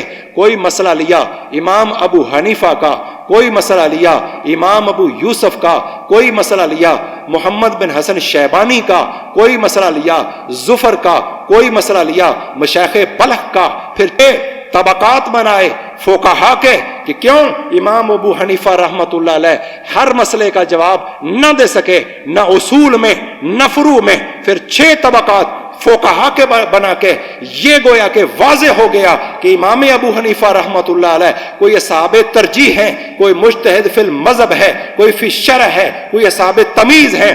6 فقہا کے طبقات بنانے کے باوجود پھر بھی دین مکمل نہ ہوا. پھر عقیدہ لینا پڑا ابو الحسن اشعری سے، ابو منصور ماتریدی سے. ان سے عقیدہ بھی مکمل نہ ہوا. پھر عقیدہ بنا وہ دیوبند کے اندر، پھر عقیدہ بنا بریلی کے اندر. جناب یہ تو آج تک یہ تو مذہب مکمل نہیں ہو رہا. اور دوسری طرف اللہ کے نبی وہ ہستی ہیں اوتی تو جوامع الکلم. اللہ کے نبی صلی اللہ علیہ وسلم نے فرمایا مجھے جامع کلمات عطا فرمائے گئے. کیا؟ جامع کلمات. جامع کلمات کا معنی بات تھوڑی ہے، معنی بہت وسیع ہے، بہت زیادہ مسائل اس سے مستنبط ہو سکتے ہیں. یہ جوامع الکلم کس کو دیے گئے ہیں بھائی؟ سارے بولو بھائی. رسول اللہ صلی اللہ علیہ وسلم کا. آپ بولیں گے پھر ذرا بات چلے گی. یہ جوامع الکلم کسے دیے گئے؟ آدم علیہ السلام سے لے کر عیسیٰ علیہ السلام تک کسی نبی کو بھی نہیں دیے گئے، امتی تو دور کی بات ہے. جامع الکلم یہ نبی صلی اللہ علیہ وسلم کا خاصہ ہے. بے شمار خاصے ہیں رسول اللہ صلی اللہ علیہ وسلم کے جو باقی نبیوں کو ملے نہیں ہیں. ان میں ایک خاصہ ہے رسول اللہ صلی اللہ علیہ وسلم کا، جامع الکلم کا دیا جانا. جامع الکلم کسی نبی کو بھی نہیں ملے، کیونکہ کسی نبی کی رسالت قیامت تک نہیں जामे उल कलम भी किसी को न मिले। नबी सल्लम की रिसालत और नबूवत क़यामत तक है। नबी सल्लम को जामे उल कलम, और वो जवामे उल कलम सही बुखारी, सही मुस्लिम, अबू दाऊद, नसाई, तिरमिजी, इब्ने माजा, सुनन दारमी, सुनन कुबरा लिल बहकी और सुनन कुबरा लिल नसाई और दीगर मुस्तदरक हाकम, जितनी भी किताबें हैं, और बुखारी मुस्लिम, ये तो सारी हदीसें मरफू मुत्तसिल सही हैं। बाकी के अंदर सही हदीस ये नबी सल्लम के जामे कलिमात हैं। रब्बे काबा की कसम है, क़यामत तक आने वाला कोई मसला ऐसा पेश नहीं आ सकता जो कुरान या हदीस में मौजूद न हो, लेकिन ऐसे 20 मसाइल देख चुके हो, देख सकते हो। फिका हनफी उनका हल नहीं कर सकती है, कोई फिका उनका हल पेश नहीं कर सकती है, लेकिन कुरान और सुन्नत के दामन में इतनी वुसअत है कि क़यामत तक कोई मसला उनसे बहर नहीं है। हाँ, ये अलग बात है कि हर आलम का इस्तेंबात करना, जैसे अभी मैंने जिक्र किया इमाम शाफी रहमतुल्लाह अलैह के ये जानते थे मसला कि उम्मत का इत्तेफाक इजमा हुज्जत है, लेकिन इसकी दलील क्या है? 3 दिन तक कुरान को 3 मरतबा 9 मरतबा पढ़ने से फिर उसका इस्तेंबात किया है। हर आलम हर मसला नहीं निकाल सकता, इसलिए हम चारों इमाम उनका एहतराम करते हैं। सिर्फ चारों नहीं, इनके दौर में हजारों और भी फुकाहा है, इनकी तो लोगों ने तकलीद शुरू की, बाकी हजारों फुकाहा हैं, फिर मुहद्दिसीन हैं, अम्मदीन हैं, जिन्होंने मसाइल का इस्तिंबात किया। इसलिए ये जो लोग हैं ना, आज का नया तबका, वो कहते हैं कि ये तौहीद बयान होगी ना तो रसूलों की गुस्ताखी तो ऑटोमेटिकली होगी। अस्तगफिरुल्लाह ला हौला वला कुव्वता इल्ला बिल्लाह। जो उलमा के सामने बैठकर नहीं पढ़ते, वो ऐसी बातें करते हैं कि जब तौहीद बयान होगी तो नबियों रसूलों की गुस्ताखी होगी। भाई वो कौन सी तौहीद है जो नबी की गुस्ताखी के ऊपर उबारती है? कोई बंदा अल्लाह की गुस्ताखी करे मुसलमान होता है? नहीं। और नबी की गुस्ताखी करे मुसलमान रह जाएगा? कौन सी तौहीद है? कुरान ने कोई ऐसी तौहीद बयान नहीं की जिसमें नबी की गुस्ताखी हो, जिसमें रसूलों की गुस्ताखी हो। भाई कोई समझने वाला उसको गुस्ताखी समझ सकता है, लेकिन उसमें गुस्ताखी होती नहीं है। यह कहना कि तौहीद बयान होगी, गुस्ताखी तो नऊजुबिल्लाह होगी, नहीं, ये झूठ है, फ्रॉड है। तौहीद के अंदर नबियों की गुस्ताखी नहीं होती। तौहीद जिन्होंने बयान की है वो तो है ही हमारे लिए नबी। अल्लाह ताला ने, अल्लाह वैसे किसी का मोहताज नहीं है, अल्लाह ताला किसी नबी रसूल पैगंबर वली का मोहताज नहीं, लेकिन अल्लाह ने शान अता फरमाया है अंबिया को, रसूलों को, और उनके जरिए अल्लाह ने हमें दीन, ईमान, इस्लाम, तौहीद, रिसालत और एक एक मसला अल्लाह ने नबियों के जरिए। और नबियों के बाद किसके जरिए? भाई सबसे पहला तबका कौन है नबियों के बाद? भाई बोलिया करो ना, इन्हें लफ्ज भी नहीं याद है, कुछ ही बोलो। सहाबा कराम कौन है? अब ये जो बदबख्त लोग हैं, ये कभी नबियों की तौहीन करते हैं और कभी सहाबा की तौहीन करते हैं। जो बंदा सहाबा की तौहीन कर रहा है वो दीन की कौन सी खिदमत कर रहा है? अल्लाह तबारक व तआला हमें कुरान मजीद को समझने की तौफीक अता फरमाए। ये कुरान मजीद जो अल्लाह ने हमें दिया है, जो आज जिसकी तिलावत मुकम्मल हुई है तरावी के अंदर और फर्ज नमाज में, इसके एक एक हरफ पर अल्लाह कितनी नेकियां अता फरमाता है? सारे बोलो, एक एक हरफ पर 10 नेकियां। और रोजाना अगर आप पारा पढ़ेंगे, बेशुमार नेकियां, लाखों नेकियां अपने नामा अमाल में आप जमा करेंगे। और इस कुरान को पढ़ने से शिफाउल लिमा फिस सुदूर, एतकादी मसाइल की शिफा, अखलाकियात की शिफा, जिस्मानी शिफा, हर तरह की शिफा अल्लाह ने कहाँ रखी है? भाई कुरान में रखी है। कुरान से ताल्लुक को कई लोग क्या करते हैं कि कुरानी आयात लिखकर, तावीज़ बनाकर और चमड़े के अंदर मढ़ के गले के अंदर लटका लेते हैं कि जी अल्लाह ने कुरान में नहीं कहा कुरान में शिफा है। क्यों भी ये मतलब है? तो वो कहते हैं भी कुरान में है कि अल्लाह ने खुद कहा है वनुनज़्ज़िलु मिनल कुरानी मा हुवा शिफाउल लिन्नास, कि इसके लिए, इसके अंदर लोगों के लिए क्या है? شفا ہے، قرآن خود کہہ رہا ہے. تو کہتے ہیں اس لیے قرآن کو لکھ کر ہم گلے کے اندر تعویذ بنا کے کیا کر لیتے ہیں؟ لٹکا لیتے ہیں. یہ ٹھیک ہے کام بھائی؟ کیوں بھائی؟ تو اگر وہ پوچھیں بھی یہ تو قرآن کی آیت ہے تو کیا جواب ہوگا؟ اس کا معنی ہے کہ قرآن مجید کو پڑھو، اس کے مطابق عقیدہ بناؤ، اس کے مطابق عمل کرو، تمہیں روحانی شفا بھی ملے گی، عقائد بھی صحیح ہوں گے، اخلاق بھی صحیح ہوں گے، جسم بھی صحیح ہوگا. اگر کسی کو سمجھانا ہو مثال سے تو کیسے سمجھائیں گے؟ اسی قرآن میں اللہ نے کہا ہے نا کہ شہد جو ہے اس میں شفا ہے. شہد میں کیا ہے بھائی؟ تو کیا شہد کی بوتل جو ہے وہ رسی کے ساتھ لٹکاتے ہیں ہم گلے میں؟ کہ بھی قرآن نے کہا ہے شفا ہے. گلے میں لٹکاتے ہیں یا اس کو پیتے ہیں؟ پینے سے شفا ملے گی یا گھر رکھنے سے اور جناب گلے میں لٹکانے سے شفا ملے گی؟ تو اس کو پینے سے ملے گی. قرآن میں شفا ہمیں پڑھنے سے ملے گی، اس کے مطابق عقیدہ بنانے سے ملے گی اور اس کے مطابق عمل کرنے سے ملے گی. اچھا ایک بات اور بھی، بعض لوگ شدت اختیار کر جاتے ہیں اور کہتے ہیں جس نے تعویذ لٹکا لیا وہ مشرک ہو گیا. بھی بالکل ٹھیک ہے، حدیثیں صحیح ہیں، لیکن اس تعویذ سے مراد کیا ہے؟ تعویذ دو طرح کا ہے. ایک تعویذ ہے جس میں قرآن کی آیت لکھی ہے یا نبی صلی اللہ علیہ وسلم کی حدیث اور دعائیں لکھی ہیں، وہ کسی نے گلے میں لٹکا لیا، یہ بھی صحیح نہیں. بولو صحیح نہیں. قرآنی آیت گلے میں لٹکانا، کیونکہ اس کی کوئی دلیل نہیں. اس کی کوئی ایک دلیل ہے، عبداللہ بن عمر بن عاص جن کا بھی تذکرہ چل رہا تھا کہ وہ ایک حدیث ہے دعا، وہ جو بچے سمجھدار ہوتے تھے انہیں یاد کروا دیتے تھے اور جو چھوٹے ہوتے تھے لکھ کر گلے میں لٹکا لیتے تھے.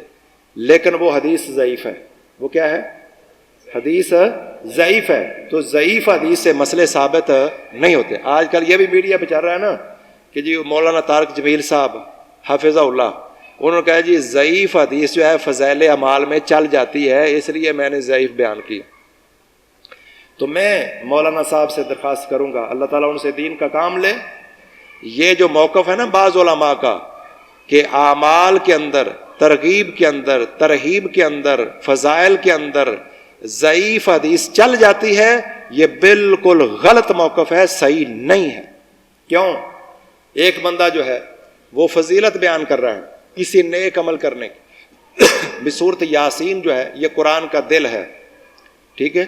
یا صورت یاسین پڑھنے سے 10 مرتبہ قرآن پڑھنے کا ثواب ہے. اس کا مطلب کیا ہے؟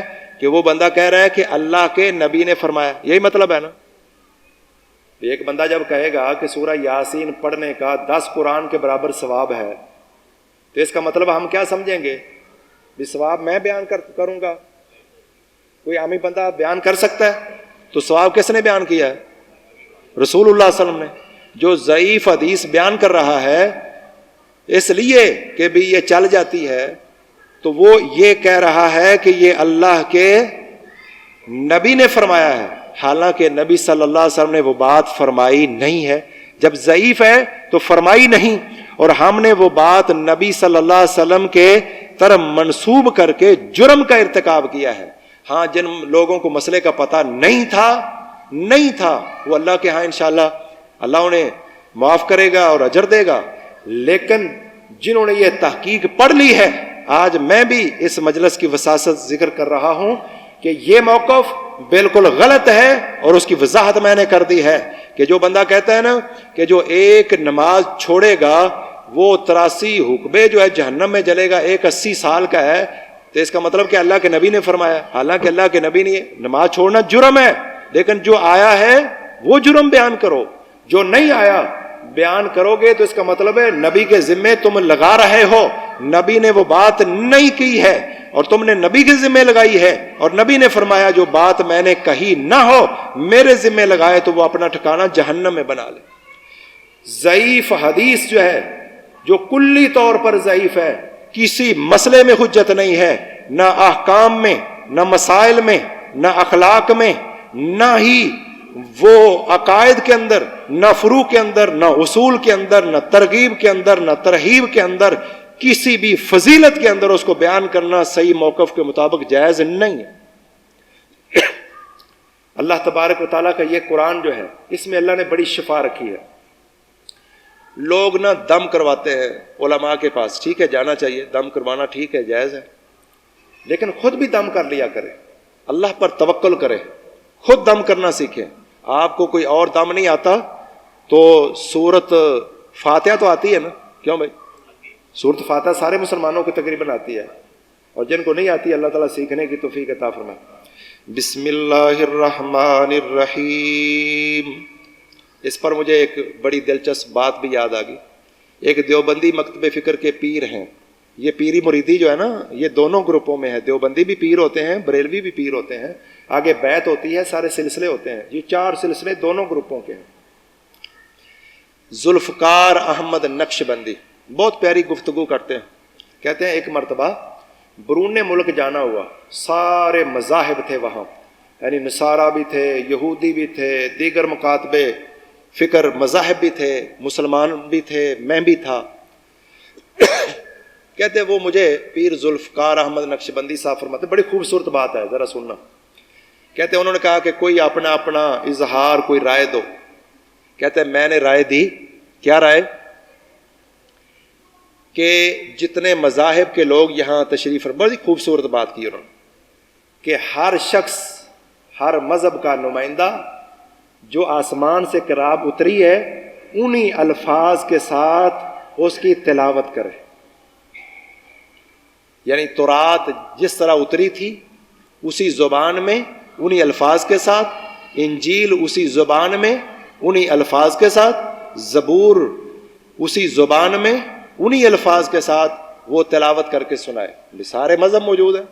کہتے وہ سارے حیران ہو گئے، کہتے ہیں کہ مجھے کہتے تھے مسٹر احمد، کہتے ہیں مجھے کہنے لگے مسٹر احمد آپ کو پتہ ہے کہ ہماری تو کتابیں مطلب ان کے تراجم ہیں، کئی کتابیں ایسی ہیں الہامی کہ جن کی وہ زبان جس زبان میں اتری تھی اب وہ زبان ہی دنیا میں نہیں ہے، دوسری زبانوں میں ٹرانسلیشن ہو چکی ہے۔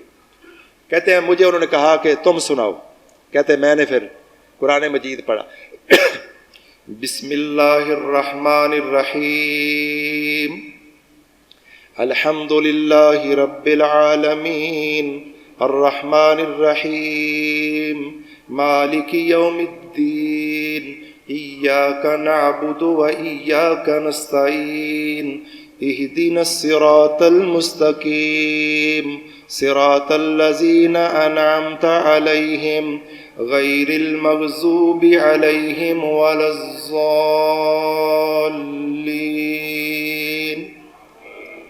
کہتے میں نے سورت فاتحہ پڑھ کر سنائی کہ یہ تو ایک سورت ہے نا، پورا قرآن جس طرح اترا تھا آج اسی طرح من و ان اسی طرح الحمدللہ موجود ہے، اسی طرح۔ دیکھو لوگ سمندروں کو چیر رہے ہیں، یہود و نصارہ، اور آتش و آہن کی بارشیں کر رہے ہیں، لیکن اپنی کتابوں کی حفاظت تک نہ کر سکے۔ اور علماء ملت مصطفیٰ صلی اللہ علیہ وسلم، صحابہ کرام، تابعین اعظام، تبع تابعین، ائمہ دین، محدثین، انہوں نے قرآن کو بھی محفوظ کر دیا اور نبی صلی اللہ علیہ وسلم کے فرامین کو بھی محفوظ کر دیا۔ تو یہ علماء کا مقام ہے نا، تو علماء سے جڑنا چاہیے، ان کو سننا چاہیے۔ آج کسی کو تقریر اگر اچھی آ جائے نا، یا انگلش کے 4 الفاظ اگر وہ بول لیتا ہو تو لوگ کہتے ہیں اے بڑا سکالر۔ بس ہماری قوم نے یہ سمجھ لیا کہ جس کو بولنا آتا ہے تو یہ بڑا عالم ہے، جو حجت بازی اچھی کر لیتا ہے یہ بڑا عالم ہے۔ یہ تو کافر بھی ایسی ایسی دلیلیں پیش کرتے ہیں، بعض اوقات مسلمان سکالر بھی سن کے حیران ہو جاتے ہیں۔ تو بہرحال لیکن حق والے موجود ہوتے ہیں، رد کرنے والے بھی موجود ہوتے ہیں، اللہ تعالیٰ کی توفیق سے ان کا رد پھر ہو جاتا ہے۔ اس لیے ایسے لوگ اب اپنے بل سے باہر نکلنے کے بھی قابل نہیں، اپنے بل سے بھی باہر نکلنے کے قابل نہیں ہیں، اور کسی کے سامنے بیٹھنے کے قابل نہیں۔ بہرحال اور خصوصاً قرآن و سنت کے دائی، ان کے سامنے کوئی شخص بیٹھ نہیں سکتا ہے۔ اگر ایک کے سامنے بیٹھ جائے گا، 2 کے سامنے بیٹھ جائے گا، اخیر ہاتھ کھڑے کر دے گا کہ قرآن و سنت کے دائیان جو ہیں ان کے سامنے کوئی بیٹھ نہیں سکتا ہے۔ لیکن آج افسوس کی بات بھی سن لو، اہل تشیع کی کتابوں میں بے شمار روایات تھیں کہ یہ قرآن وہ والا نہیں ہے، بے شمار پکی پکی جو ان کی حدیث کی کتابیں ہیں نا ان میں بھی تھا کہ یہ قرآن وہ والا نہیں ہے، اس میں کمی بھی ہوئی ہے، بیشی بھی ہوئی ہے. لیکن وہ لوگ آج اس سے توبہ طیب ہو گئے، اندر سے ہوئے باہر سے ہوئے. چلو ہم تو ظاہر کے مکلف ہیں نا. اب وہ لوگ کہہ رہے ہیں نہیں نہیں ہم یہ وہی قرآن ہے، یہ وہی قرآن ہے جو آسمان سے اترا تھا، جبریل لے کر آئے تھے، یہ وہی قرآن ہے، ہم اس کو مانتے ہیں. لیکن ایک بدبخت جو ہے وہ امریکہ میں بیٹھ کر کہہ رہا ہے نہیں نہیں یہ وہ قرآن ہی نہیں ہے. سنا آپ نے بھی شاید. یعنی آج شیعہ گروپ جو ہے وہ بھی مان رہے تھے کہ یہ قرآن وہی ہے. بلکہ چند سال قبل ایک شیعہ ذاکر ہے میسمی، اس نے کہا کہ ہم وہ قرآن جو ہے تلاش کر رہے ہیں اور ماشاءاللہ تیار ہو گیا، ہم پیش کریں گے. باقی سارے شیعہ نے کہا بھی بالکل غلط کہہ رہا ہے، یہی قرآن ہے اور ہم اس کو حق مانتے ہیں. پاکستان میں جو لوگ موجود تھے اس کا رد کر دیا کہ بھی یہ غلط کہہ رہا ہے. تو بہرحال وہ اوپر سے کہتے ہیں اندر سے کہتے ہیں ہم تو کس کے مکلف ہیں؟ ظاہر کے مکلف ہیں. تو یہ امت میں ایک اتفاق ہو رہا تھا کہ یہ قرآن، وہ اپنے اکابر کو چھوڑ رہے تھے، اپنی کتابوں کو چھوڑ رہے تھے. ایسا مزید بھی بندہ دعوت دے تو چھوڑ سکتے ہیں کہ قرآن اور صحیح حدیثوں کے علاوہ جو کچھ ہے سب غلط ہے، وہ لوگ مان رہے تھے. لیکن اب ایک بدبخت جو ہے وہ امریکہ میں بیٹھ کر شاید وہ کیا چیز ہے، وہ CIA کا کوئی ایجنٹ ہے، انگریزوں کا کوئی ایجنٹ ہے، وہ شیعہ سنی کو دوبارہ لڑانا چاہتا ہے، یہ تفریق دوبارہ مزید اس کو بھڑکانا چاہتا ہے. یہ قرآن وہ نہیں، اور وہ مناظرے کر رہا ہے جی ابو بکر عمر عثمان کا ایمان ثابت کرو. وہ نعوذ باللہ سارے کافر ہو گئے تھے، مرتد ہو گئے. اب تم بھی یاد رکھ لو چند باتیں. اس کے اوپر میں نے کچھ کلپ جو ہے یوٹیوب کے اوپر آ چکے ہیں، آپ سن سکتے ہیں.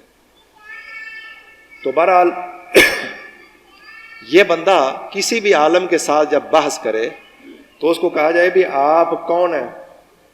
آپ، میں کہا کرتا ہوں کہ بھائی اگر ابو جہل کہے کہ ابو بکر و عمر کا ایمان ثابت کرو تو ہم اس کے ساتھ مناظرہ کریں گے یا ایمان کی اس کو دعوت دیں گے؟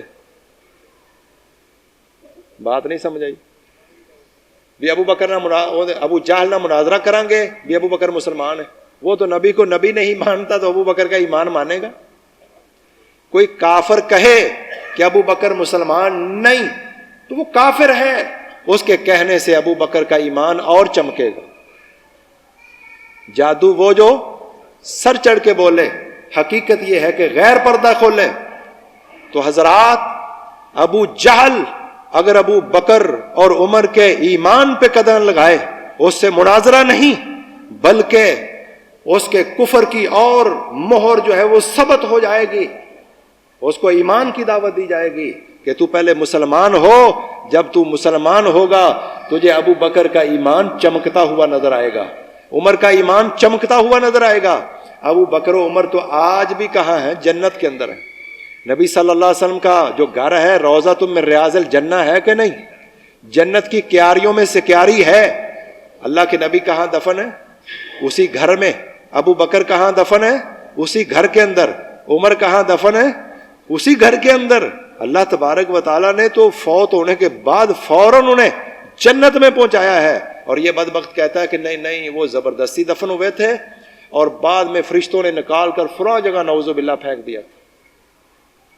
اب اس بندے سے کوئی پوچھے کہ تیرے دلائل کیا ہیں؟ قرآن، تو قرآن کو تو کہتا ہے یہ وہ قرآن ہی نہیں ہے. یہ بات سمجھے ذرا. جو بندہ قرآن کو محفوظ نہیں مانتا قرآن کی آیت دلیل پڑھ سکتا ہے؟ ایک بندہ قرآن کو مانتا ہی نہیں ہے کہ یہ محفوظ ہے، اگر وہ کہہ رہا ہے نا وعدہ کاٹا ہوا ہے، تو جو تو آیت پڑھ رہا ہے کیا اس میں کمی بیشی نہیں ہوئی؟ تیرے پاس کیا گارنٹی ہے؟ جب تیرے نزدیک قرآن محرف ہے، کمی بیشی ہوئی ہے، کس منہ سے اس قرآن سے تو دلیل پیش کرے گا؟ کسی کے سامنے اگر وہ قرآن سے آیت پڑھے، پہلے اس کو قرآن کے اوپر ایمان لانے کی دعوت دی جائے کہ اس قرآن کے اوپر ایمان لا اور اس کو محفوظ مان، پھر اس قرآن سے آیت پڑھ. اور جب تک اس قرآن کو محفوظ نہیں مانتا اتنے دیر تک تو مسلمان کیسے ہو سکتا ہے؟ ورنہ 12واں امام جو تم کہتے ہو، حالانکہ وہ پیدا ہی نہیں ہوا، قرب قیامت پیدا ہوگا، ہم اس کی عظمت کے قائل، قرب قیامت پیدا ہوگا، تو وہ 1200 سال اس کو چھپنے کی کیا ضرورت ہے؟ کہتے ہیں وہ اصل قرآن نعوذ باللہ اس کے پاس ہے. اگر قرآن ہوتا تو علی حیدر کرار وہ الگ قرآن اپنے لوگوں کو دے کر نہ جاتے؟ حضرت علی کون سا قرآن پڑھتے تھے؟ یہی. وسن اللہ یاری جو ہے ایک بندے کو کہہ رہا ہے کہ علی کا قرآن، ان کا علی کا قرآن کون سا؟ کہتا وہ اور تھا. تو اس نے کہا کدھر ہے آپ کے پاس، دکھائیں. اس نے کہا بھی آپ دکھائیں. اس نے کہا تیرے ہاتھ میں جڑا ہے کوئی اے جڑا تو پڑھیا ہے یہ علی کا قرآن ہے. اگر علی کا قرآن اور ہوتا تو وہ قوم کو دے کر نہ جاتے؟ اگر علی رضی اللہ تعالیٰ عنہ کا قرآن کیا ہوتا اور ہوتا تو کیا اپنی امت کو دے کر نہ جاتے، مسلمانوں کو دے کر نہ جاتے؟ جس کو تم کہتے ہو کہ 12ویں امام ہیں وہ 1200 سال کیوں چھپتے امت کو؟ اس کا مطلب کیا ہوا کہ امت کی اکثریت 80% سے بھی زیادہ امت جو ہے نعوذ باللہ تمہارے نزدیک وہ سارے غلط ہیں، گمراہ ہیں، مرتد ہیں، اور امام زمانہ جو ہے نہ قرآن دے رہا ہے نہ حدیث دے رہا ہے. اور اگر وہ دلیل پڑھے کس سے؟ الکافی سے پڑھے، اور من لا یحضر الفقی سے پڑھے، یا الاستبصار سے پڑھے، تہذیب الاحکام سے پڑھے، بہار الانوار سے پڑھے، کسی اور اپنی معتبر کتاب سے پڑھے، تو اس کو کہا جائے گا حضرت آپ کسی بھی کتاب سے کوئی روایت نہیں پڑھ سکتے، کیونکہ الکافی الاصول من الکافی کے اندر لکھا ہوا ہے کہ 9/10 جو ہے ہمارے دین میں تقیہ ہے، یعنی دین کو چھپایا گیا ہے. 90% جو ہے تقیہ ہے، 10% اظہار ہے. جو تم دلیل پڑھ رہے ہو یہ 90% میں سے ہے یا 10% میں سے ہے؟ اگر تم کہو 10% میں سے ہے تمہارے پاس دلیل کیا ہے؟ کون تصدیق کرے گا؟ وہ امام زمانہ تو ہے نہیں. تو مسلمانوں کے سامنے، اہل السنہ والجماعت کے سامنے نہ قرآن کی آیت پڑھنے کا مجاز ہے، نہ ہی اپنے مکتب فکر کی کوئی روایت پڑھنے کا مجاز ہے، اور نہ ہی تو اہل سنت والجماعت کی بخاری، مسلم، ابو داود کی کوئی روایت پڑھنے کا مجاز ہے، کیونکہ تو کہتا ہے یہ سب من گھڑت ہے. جو من گھڑت چیز ہو تیرے نزدیک تو اس سے عقیدہ کیسے ثابت ہو جائے گا؟ تو کیسے دلیل بنائے گا کہ ابو بکر کافر ہو گیا تھا؟ قرآن میں لکھا ہے، فلاں جگہ لکھا ہے. تیرے نزدیک تو قرآن محرف ہے، قرآن سے دلیل کیسے دے سکتا ہے؟ اور تیری کتابوں میں 90% جو ہے وہ تقیہ ہے، 10% کون سا ہے، 90% کون سا ہے؟ یہ کون بتائے گا؟ جب تک امام زمانہ نہیں آتا اتنی دیر تک تو گمراہیوں کے اندر بھٹکتا رہے گا. بھٹک رہا ہے، نہ قرآن کا تو قائل ہے نہ ہی بخاری مسلم کا قائل ہے. جن کتابوں کا تو قائل ہے ان میں 90% تمہارے امام کے بقول جو ہے نعوذ باللہ انہوں نے نہیں فرمایا ہے. ائمہ دین حضرت علی کی آل ان پر کروڑوں سلام ہوں، وہ اس سے پاک، ان لوگوں نے ان کے نام لگا کر جو ہے دین کو بگاڑا ہے. عبداللہ بن سبا یہودی کی ذریت نے، سبائیت نے دین کو اوپر حملہ کرنے کے لیے سوچا. بھائیو میں کہا کرتا ہوں طالب علموں سے کہ جناب منکرین حدیث جو حدیثوں کو نہیں مانتے وہ سب سے بڑا حملہ کس کتاب پر کرتے ہیں بھائی؟ صحیح بخاری پر. منکرین حدیث سب سے بڑا حملہ کس پر کرتے ہیں؟ صحیح بخاری پر. کیوں؟ صحیح بخاری سب سے بڑی کتاب ہے. جب صحیح بخاری میں شک پیدا کر دیں گے پھر باقی ساری کتابیں کیا ہو جائیں گی؟ مشکوک ہو جائیں گی. ان کا سب سے بڑا حملہ صحیح بخاری پر ہے، اور اللہ کے فضل و کرم سے علماء منہ توڑ جواب دیتے ہیں ان کو. اور عبداللہ بن سبا کی ذریت کا سب سے بڑا حملہ کن پر ہے؟ صحابہ کرام پر. کن پر ہے؟ صحابہ کرام، ابو بکر و عمر پر، عثمان پر، دیگر صحابہ کرام پر. نہ یہ علی کے خیر خواہ، نہ ابو بکر کے خیر خواہ، نہ حسن کے، نہ حسین کے. یہ کور فیر ہے، یہ کور بنا کے ان کے پیچھے بیٹھ کر اصل اسلام کے خلاف پراپیگنڈا کرنا چاہتے ہیں. کیوں؟ قرآن آگے پہنچانے والے کون ہیں؟ صحابہ. دین پہنچانے والے کون ہیں؟ وضو سے لے کر نماز پہنچانے والے کون ہیں؟ صحابہ. جہاد ہم تک پہنچانے والے کون ہیں؟ صحابہ. عقیدہ توحید پہنچانے والے کون ہیں؟ صحابہ. دین کی ایک ایک جزی اور کلی پہنچانے والے صحابہ ہیں. اگر صحابہ مشکوک ہو گئے تو دین باقی رہ جائے گا؟ پھر تو قرآن بھی مشکوک ہے، حدیث، اور یہی ان کا حربہ ہے کہ مسلمانوں کو الجھا دو اس بات میں کہ نعوذ باللہ ابو بکر عمر عثمان ایسے تھے، جب وہی غلط ہوئے تو ابو بکر نے قرآن جمع کیا، قرآن بھی غلط ہوا، ابو ہریرہ ایسا تھا اس نے حدیثیں جمع کی، فلاں صحابہ ایسے تھے، پھر سارا دین ہی مشکوک کرنے کے لیے دن رات کی ان کی طاقت دو ہے۔ میں ان لوگوں سے درد مندانہ التماس کروں گا جو اہل بیت کی محبت کا دعویٰ کرتے ہیں، کاش کہ وہ سوچیں دل و دماغ کے ساتھ کہ ہم کس راستے پہ چل رہے ہیں۔ اس طرح تک سارے، اور میں کہا کرتا ہوں کہ جناب اگر کائنات میں کوئی ایسا ٹیچر ہو، پوری دنیا کا ٹیچر ہو، سب سے بیسٹ ٹیچر ہو، اور 1,00,000 سے زیادہ طلبہ کو پڑھائے، اور جب امتحان ہو 4 بندے پاس ہوں باقی سارے فیل ہو جائیں، بھئی یہ ٹیچر پھر اعلیٰ درجے کا ٹیچر ہے؟ نبی صلی اللہ علیہ وسلم سے بڑھ کر کوئی ٹیچر ہو سکتا ہے؟ اللہ کے نبی نے خود فرمایا بُعِثْتُ مُعَلِّمًا، مجھے معلم بنا کر بھیجا گیا ہے۔ اس کائنات کا سب سے بیسٹ ٹیچر کون ہے؟ اونچی بولو بھائی، سارے بولا کرو، محمد الرسول اللہ صلی اللہ علیہ وسلم۔ گویا جو شخص یہ کہہ رہا ہے نا 4 بندے صحیح رہے، مقداد بن اسود، ابو ذر غفاری، عمار بن یاسر، اور اس طرح کوئی 3 کہتا ہے کوئی 4 کہتا ہے، جناب یہ دین پہ قائم رہے، باقی سب جو ہے مرتد ہو گئے۔ نعوذ باللہ، اس بندے نے نبی کی توہین کی ہے کہ نہیں کی؟ اس بندے نے قرآن کی توہین کی ہے یا نہیں کی؟ اس بندے نے، اور علی رضی اللہ تعالیٰ عنہ نے ابو بکر کے ہاتھ پر ہاتھ رکھ کے بیعت کی ہے، عمر کے ہاتھ پر ہاتھ رکھ کے بیعت کی ہے، حضرت عثمان کے ہاتھ پر ہاتھ رکھ کے بیعت کی ہے، حسنین کریمین نے امیر معاویہ رضی اللہ عنہ کے ہاتھ پر ہاتھ رکھ کے بیعت کی ہے۔ اچھا باقی لوگ کیوں مرتد ہوئے؟ کہ جی انہوں نے علی کی بیعت نہیں کی تو مرتد ہو گئے، ابو بکر کی کر لی، تو جب علی نے ابو بکر کی کر لی تو نعوذ باللہ پھر علی رہے؟ پھر تو علی بھی گئے، پھر تو سارا دین ہی گیا۔ پھر کہتے ہیں جی علی کی بیعت جو ہے وہ زبردستی لی گئی تھی، علی رضی اللہ تعالیٰ عنہ سے بیعت جو ہے وہ زبردستی لی گئی تھی۔ اب علی ہمارے نزدیک تو شیر بھی ہیں، دلیر بھی ہیں بھائی، حیدر کرار بھی ہیں، سمتنی امی حیدرہ کلی سے غاباتم کریہ المنظرہ اوفیہم بالسائے کیل سندرہ، جو جناب جنگوں کے اندر گرجنے والے دھاڑنے والے شیر ہوں، مرحب کو قتل کر کے فاتح خیبر کا لقب پانے والے ہوں، اللہ رسول کے محبوب ہوں، اللہ رسول ان کا محبوب ہو، شیر بھی ہوں، دلیر بھی ہوں، جری بھی ہوں، غیرت مند بھی ہوں، اور جناب والا تمام صفات کاملہ انسانوں کی جو ہیں ان کے مالک ہوں، کیا وہ زبردستی؟ ہمارے نزدیک تو وہ مشکل کشا نہیں ہے، لیکن یہ لوگ تو علی کو مشکل کشا بھی سمجھتے ہیں۔ اور دوسری طرف کہتے ہیں نعوذ باللہ کہ حضرت ابو بکر و عمر جنگوں سے بھاگ جاتے تھے، نعوذ باللہ یہ بھی پراپیگنڈا ہے، بزدل تھے، اور علی کی بیٹی کا نکاح جب ان سے ہوا کہتے وہ زبردستی کی تھی۔ بزدل بندہ دلیر اور شیر کی بیٹی، مشکل کشا کی بیٹی کا رشتہ زبردستی لے جائے، یہ کیسے ہو سکتا ہے؟ اگر کوئی مسلمان ہو، علی کی محبت ہو، علی سے پیار ہو، وہ تصور بھی نہیں کر سکتا کہ ایسا ہو سکتا ہے کہ زبردستی علی نے اپنی بیٹی کا رشتہ دے دیا ہو۔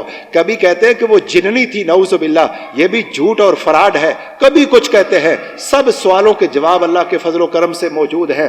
بہرحال میں ذکر یہ کر رہا تھا کہ ایسا بدبخت اور اس کو کچھ پروموٹ کرنے والے عام شیعہ حضرات بھی اس کا رد کر رہے ہیں کہ یہ بکواس کر رہا ہے، گمراہ کر رہا ہے، لیکن کچھ شیعہ روافظ قسم کے جو ہیں وہ اس کے دفاع میں لگے ہوئے ہیں، اور جناب اس کو بڑا شیر اور ہیرو بنا کے پیش کیا جا رہا ہے۔ انشاءاللہ میرا پروردگار اس کو ہیرو سے زیرو بنائے گا جب اس کا شیروں کے ساتھ مقابلہ ہوگا، اور جو لوگ مناظرے کو سمجھتے ہیں ان کے ساتھ، عوام کے ساتھ، یہ عام عالم جو مناظرے کے فن کو جانتا نہیں ہے اور تیاری کر کے اس کے سامنے بیٹھا نہیں ہے، جب وہ کسی کے سامنے بیٹھے گا پھر اس کو پتا چل جائے گا۔ مصر کا ایک عالم دین تھا، اس نے کہہ رہا تھا ابو بکر کافر ہے، اس نے کہا مجھے یہ بتاؤ، آخری بات کرتے ہیں، بات کو ختم کرتے ہیں، کہا مجھے یہ بتاؤ کہ اسماء بنت امیس کہہ رہا تھا کہ پہلے بات میں نے کرنی ہے، باری میری ہے، تو ولید اسماعیل الدافع اس کا نام ہے، اس نے کہا عربی میں کہا کہ 10 دقائق، مجھے صرف 10 منٹ مجھے پہلے بات کر لینے دو، پھر آپ جیسے کریں گے۔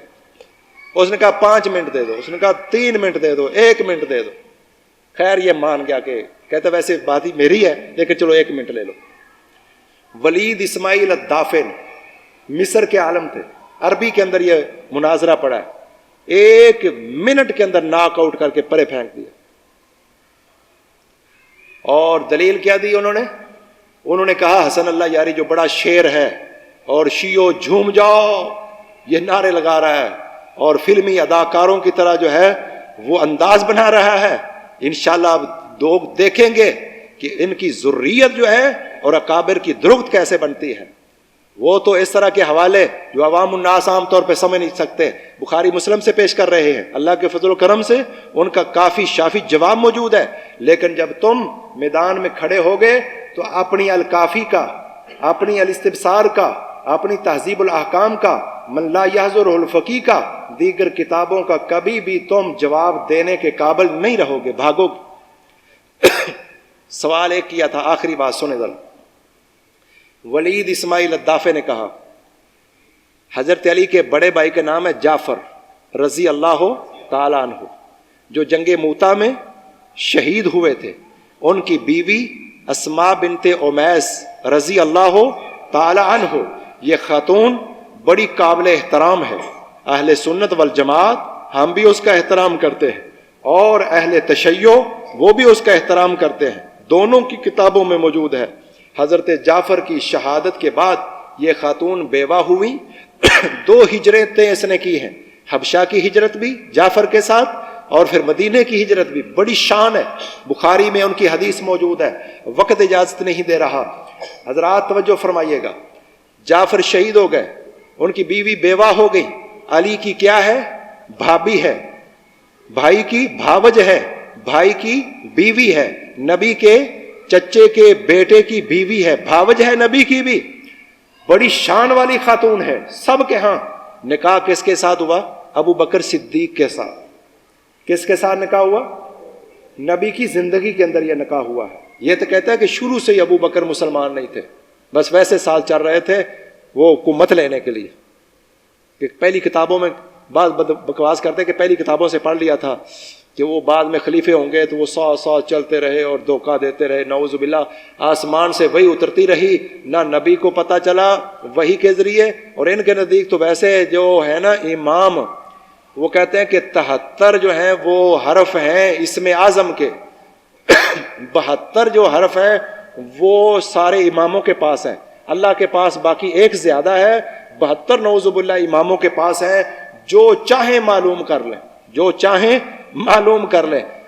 ہمارے نزدیک نبی ولی پیغمبر علم غیب عالم الغیب نہیں, لیکن نبیوں پر آسمان سے وہی اترتی ہے, وہی آسمان سے اتر رہی ہے. نہ نبی کو پتہ چلا, نہ علی کو پتہ چلا, نہ کسی اہل بیت کو پتہ چلا. حضرت نبی کریم صلی اللہ علیہ وسلم کے اس پہلے شاگرد ابو بکر صدیق کا نکاح کس کے ساتھ ہوا؟ سارے بولو بھائی. اسماء بنت امیس کے ساتھ. ولید اسماعیل الدافع نے حسن اللہ یاری سے کہا کہ جب اسماء بنت امیس سے نکاح ہوا تھا اس وقت ابو بکر مسلمان تھے یا کافر تھے؟ بات سمجھ آ گئی؟ اگر کافر تھے تو کافروں کے بارے میں اللہ نے فرمایا وَلَا تُنْكِحُوا الْمُشْرِكِينَ, کافر کو اپنی بیٹی عزیزہ کا نکاح دینا جائز نہیں ہے. اور قرآن کو سب سے زیادہ ماننے والے اللہ کے پیغمبر اور علی حیدر کرار ابو بکر عثمان ہیں. اگر وہ کافر تھے تو نکاح کیسے ہو سکتا ہے؟ اگر مومن تھے تو تم کافر ہو گئے. کہ جو مسلمان کو کافر کہے اور وہ کافر نہ ہو تو کہنے والا کیا ہو جاتا ہے؟ یہاں آگے کوئی بات ہی نہیں آئی, یہاں سے ناک آؤٹ ہو کے چل بس. اس لیے جب اہل حق کے سامنے, وہ اہل حق جنہوں نے تیاری کی ہو اور اس کے مغالطات کو سمجھتے ہوں, اس کے سامنے جب بیٹھے گا تو انشاءاللہ الرحمن پھر سمجھ آئے گی, دن کو تارے نظر آئیں گے. اللہ تبارک و تعالی یہ قرآن الحمدللہ جو ختم ہوا ہے یہ محفوظ ہے, بسم اللہ کی با سے لے کر والناس کی سین تک محفوظ ہے. بلکہ یہ تو قرآن مجید کا ایک معجزہ ہے اور ایک نہیں, 18,708 معجزات ہیں کیلے قرآن کے اندر. وہ کس طرح کہ ہر آیت جو ہے اس میں 3 معجزے ہیں، ہر آیت اس میں 3 معجزے ہیں۔ وہ کس طرح کہ کسی آیت جیسی کوئی آیت قیامت تک لا نہیں سکتا، کسی آیت میں کوئی اضافہ کر نہیں سکتا، کسی آیت میں کوئی کمی کر نہیں سکتا۔ اس لیے علامہ ابی مالکی رحمہ اللہ نے لکھا کہ قرآن مجید کی ہر آیت میں 3 معجزے ہیں، اور قرآن کی آیتیں 6236 آیات ہیں، 6666 والا کہوڑ نہیں ہے، 6236 آیات ہیں۔ اس کو 3 پر ضرب دیں تو 18708 معجزات کیلے قرآن میں ہیں۔ اور نبی کریم صلی اللہ علیہ وسلم کا سب سے بڑا معجزہ کون ہے بھائی؟ رب کا قرآن۔ اس لیے باقی نبیوں کے معجزے ان کے گزرنے کے ساتھ ختم ہو گئے، آج تذکرہ موجود ہے لیکن ید بیضا نہیں ہے، حضرت موسیٰ علیہ السلام کی لاٹھی نہیں ہے، حضرت عیسیٰ علیہ السلام کا ہاتھ مادر زاد اندھوں کو درست کرنے والا نہیں ہے۔ قرآن آج بھی موجود ہے، قیامت تک رہے گا، اور اس معجزے کو دیکھ کر جو ہے وہ کافر مسلمان ہو رہے ہیں۔ اگر مسلمان حق پہ آ جائیں اور دین کی دعوت جو ہے دن رات ایک کر دیں اور اخلاق پیش کریں، انشاءاللہ تھوڑے وقت میں اسلام دنیا میں پھیلے گا اور ہر گھر میں اس نے انشاءاللہ جانا ہے۔ وما توفیقی الا باللہ، سبحان ربک رب العزت عما یصفون، وسلام علی المرسلین، والحمد للہ رب العالمین۔